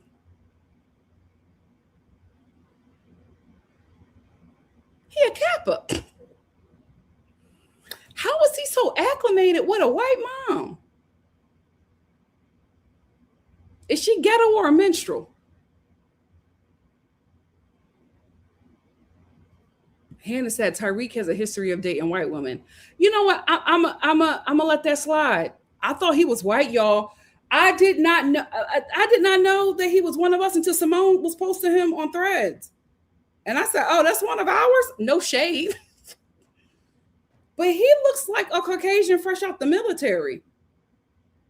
I didn't know he was Ken. I did not know he was Ken. Amina said Tariq dated Tony, who won Miss World for Jamaica. I used to watch him on YouTube from time to time. Oh, that's cute. April said he's dating Chase now, though. I think he's just dating what's in front of him. Oh my God, if him and Chase make it to the end, they're going to produce a Zoe Kravitz. They're going to produce a Zoe Kravitz. I don't know if that's a good thing. Let me stop. Hey, Zoe. April said Nick's mom had great discernment, by the way. To want Ola for your son over Sierra is a foresight, because look at them now. Here's the thing. That's what I said. If she wants you, if she goes after you, that's a safe space. That's a safe space. Amina said, I gave up on Love Island, but love coming here because Nikki covers so many social I do. Oh my God. To the new people who just got here, I'm sorry. KT35 said, by the way, Love Island USA Insta posted the clip of KC's speech to Anaya. They trying to get us. Love Island, I need you to do more. Okay? Give us a Juneteenth episode. Okay? I want you to start off the episode with KC and Anaya singing a Black national anthem. Even though KC might not be genuine, I can't shake the feeling that Love Island producers are just grifting to win the Black woman audience. I mean, it would be a smart move. Black women make everybody wealthy, but other Black women. Oh my God, we love being farmed by everybody else. My God, today, I wish we would put the power that we have into each other, but it's going to take some time. Maybe we need a Negro school. April said his name is Tariq, though. Maybe his mom knows how to make greens. I hope she's not watching. But one of my friends is biracial. Her mom is white. Her dad is Black. And we went over to her mom's house for a pre-Thanksgiving. And, you know, she was just ranting and raving about her mom who, like, knows how to make soul food. She was like, that's how my mom won my dad over, because she knows how to make soul food. And I will never forget when we sat down at the table. And here's the thing. She said her mom, she was bragging about her mom knowing how to make soul food. So I got a big heaping of everything. I got a big heaping of mac and cheese. I got a couple pieces of fried chicken, and I got a big heaping of greens. My sister looked at me and she was just like, we have never eaten anybody's greens, but Gammy's greens. Gammy is my grandma. And I was like, well, she was been raving about her mom and said that her mom could cook. You know, mind you, I was a lot younger. You know, I was like, her husband Black, so of course she know how to cook. We were sitting down, talking, having a good time. I took a big fork full of greens, put it in my mouth, immediately felt like I was dying. I cannot explain to you what they tasted like. It was not a green. I don't know what it was. I just could not understand what I was digesting. And all I could feel was my sister's foot. She was like kicking me under the she was like, Nikki, Nikki, Nikki. And when I looked up at her, she was just like, fix your face. And I was like, oh. I like tried to eat the rest of the greens, but I couldn't. And my friend was looking at me because she knew. Oh, she knew that it was terrible. She knew that it was terrible. So I pushed up that big heap of the greens that I had. I pushed it to the side of my mouth, and I waited that entire night. I was like stabbing at that plate, but I wasn't eating nothing. And I waited that entire night. And as soon as her mom went out the living room to go get the sweet potato pie, I ran to the trash can and I threw what was left on my plate away. Here is why I still had stuff left on my plate, because I went to the bathroom like this is so terrible, Lord. I went to the bathroom like 3 times, and what I would do is I would take my napkin and I would just take like pieces of the food on the plate, and I would go to the bathroom and I would like break it up and I would flush it down the toilet. I was just like, what was she feeding that black man? That was so terrible. And listen, we're still friends to this day. She knows the food was terrible. We laugh and joke about it, but girl, that was a time.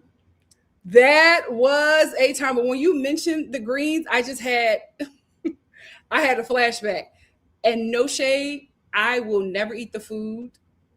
I may change my mind, but I would never eat the food of a non-black woman that dates black men. That man is lying to you. That man is lying to you until he get that mac and cheese tastes like his mama.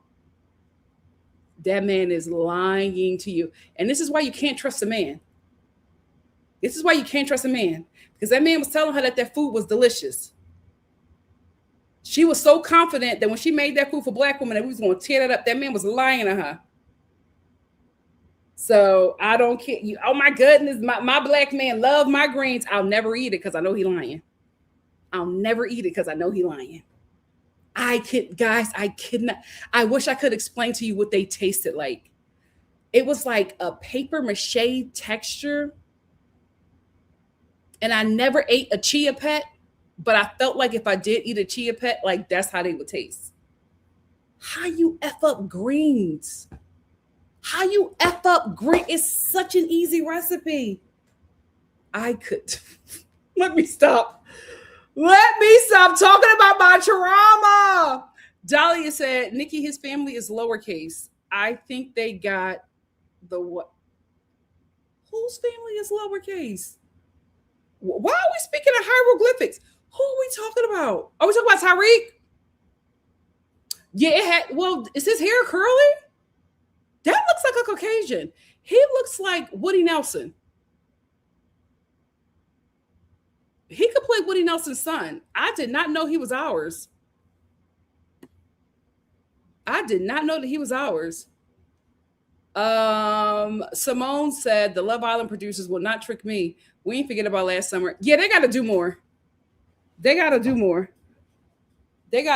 Unless we are going to see Casey and Anaya teach this cast about the Black Panther Party and teach them Umgawa, Black Power, destroy. I won't finish it.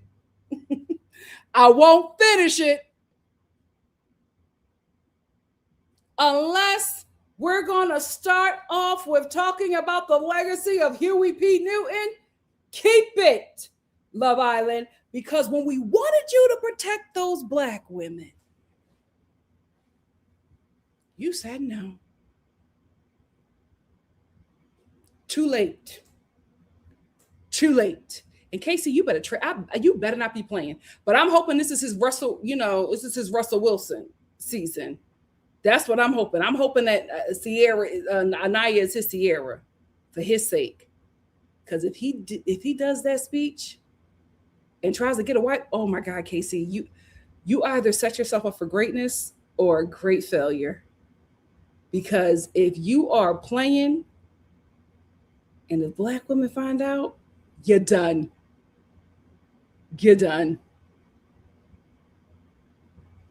Yikes.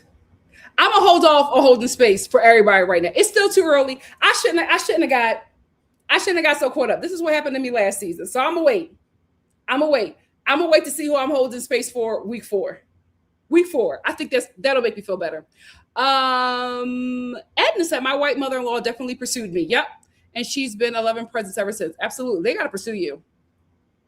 They gotta pursue you, or they gotta be Adrita Devanzo. Like a non-black woman who sees, like, not only do they see black women as equals, they see black women as a better choice for their bloodline. She got to be that kind of, The only white person in my bloodline is going to be me. I told my kids. She got to be that kind. Not a minstrel. Not a minstrel. My sister had to tell me to fix because I was stunned. I was too stunned to speak. I couldn't believe it. I could not believe it. I had never in my life experienced something like that. And my poor friend she was real hurt at the time. Because, her mom was like, when we were leaving, her mom was asking me if I wanted to take anything home to my mom. Girl, I'm not doing that to my mama. I was like, no, it's okay. No, it's okay. And her mom kept on, because how moms are. They want you to make sure, she wanted to make sure we were well fed when we left her place, because that's how moms are. And my friend was like, it's okay, Mom. It's fine. Oh, I felt so bad. I felt so bad. K235 said, was it too much vinegar? I don't even think there was vinegar. I think it was just like greens boiled in water. Or maybe they weren't cleaned right. I don't know. But it wasn't a green. April said, not the greens gave you blues. Yeah, it wasn't a green. Ooh, Brooke said, I found the official pictures of the bombshells on the Love. See, it's the app. I'm not going to get that invested. I'm not going to get the app. Brooke, can you send them to my Instagram, which is NikkiNicoleStar on Instagram? Can you send them to my Instagram, please? Because I keep on checking Peacock. They don't have it there. They want me to get on that app. It's not going to happen. I'm already reviewing the show. That's enough. Simone said, I would just take a bite and a sip of water and swallow to suppress the taste. I was not swallowing that food. Everything was either in my napkin or in the trash by the end of the night. I was not doing it. Dahlia said, the black woman will fall for the okie dokie and take the Love Island crumbs. I'm already disappointed and nothing has happened yet. Yep, we always do. And here's the thing. Although I say that in a wave of disappointment, I will say, I do love how black women love everybody. I just feel like we love to a fault, and the fault is on us. I just want us to love with some boundaries and much better discernment. But I do love that about us. I just think we need to set boundaries. K235 said, Love Island Juneteenth special loading. Yes, loading. K235 said, but y'all weren't well fed before you left her place. Absolutely not. Absolutely not. Never again, child. I do it, like, real talk. I do not eat soul food from anybody. Like, the only people I will eat soul food from are Black Americans. I have tried it. I have tried soul food from non-Black Americans. Y'all never get it right. I feel like I don't know what hoodoo we put in that food, but nobody that is not Black American can replicate it. Nobody can replicate our food. It's just, I don't know. I don't know what spell work we did, but nobody can replicate our food. I feel the same way about Jamaican food. They put something in there. Because nobody, if you are not Jamaican, your food will not taste the same as had a Jamaican put their hands in it. It's something, you got to be of a culture to work the potties. It just won't work. So I don't care who you are. I don't care how many James Beard Awards you have. If you are not Black American, get that fried chicken away from me. Don't you dare put a collard green in my face, because it's never been good. I have tried to give people the benefit of the doubt. It has never been good. The cornbread is grainy. The greens got a bite to it. They just don't know what they are doing. And again, it could be some hoodoo spell work. I don't know. But I've learned my lesson, and I will never do that again. Before you pass me some soul food, I need to know your ethnicity. Even if you're Black, I need to know your ethnicity. Please, please. They cannot get it right. They cannot. I don't care. I'm telling April, nobody but Black Americans can make soul food. And like I said before, I feel the same way with Jamaicans. I don't know any other. I've never had any African food. Like Kenya, Nigeria, I still have never had jollof. You would think with such a large Nigerian community in LA that I would have had jollof. I'm gonna make it my goal to try some Nigerian food and some Ethiopian food. I want to try that. Let me have a little Habesha weekend. I'm gonna try that because why not? Why not? But yeah, don't hand it to me. You don't know what you're doing. Who's from Jacksonville? Oh, yes, that Nick is from Jacksonville. That's what I mean. Like, I'm not saying that it has to be like a non-Black person who knows that they're in Black space, respects that, but still is very much themselves, and like doesn't try to copy or mimic. I think that's like a non-Black partner you can be comfortable with, because they're comfortable in that environment. And even if they grew up in it, they still are very respectful to maintain their culture and not, do a minstrel performance. I feel like those are the ones who are clearly minstrels. I feel like those are the ones you need to stay away from. Like, I am not attracted to any non-Black man that is mimicking the cadence and style of a Black man. I think you look ridiculous. It is not attracted to me. And now I'm not talking about Paul Wall. He's the exception. He's the exception. Oh, wait. We got another super chat. I'm going to get this final super chat, and then I'm going to get out of here. Hey, Cassandra. How are you? Thank you for the super chat. Mwah, mwah. Cha-ching. Cassandra said, let's show Nikki our appreciation by liking this. Thank you so much, Cassandra. And thank you all for sticking with me. I went on several tangents tonight. I'm going to be better, but it's Sunday. So I just feel like chilling and hanging. But I'll be better tomorrow because I know it's a work day for all of us. So I'll be better. I'll leave one tangent up. I'll try to stay out of politics and race, but we're living in 2026. It's hard. And this show is a social experiment. So, that commentary has to come up, and I'm not going to shy away from it because I do want you to be entertained, but I also want you to leave educated, and having a different perspective on something. And if I can help you in that journey, why not? Why not use this platform to do it? But thank you all so much for staying up with me. I know it's very late for my East Coast people and my international people. I really, really do appreciate you all taking time out of your day to spend with me. It makes a girl feel special. You could have stopped at anybody else's channel, but you decided to stop here. And I absolutely appreciate your views, your support, your commentary, and you being a part of the Star family. Please make sure before you get out of here, you like the video, you hype the video, you share the video, tell a friend, stop on by and join the conversation. I love you all. I'll see you tomorrow for The Real Housewives of Atlanta. And I'm going to try to catch up with Love Island UK. Tomorrow's a full day, so I might be doing Love Island UK on Tuesday along with Rhode Island. We will see.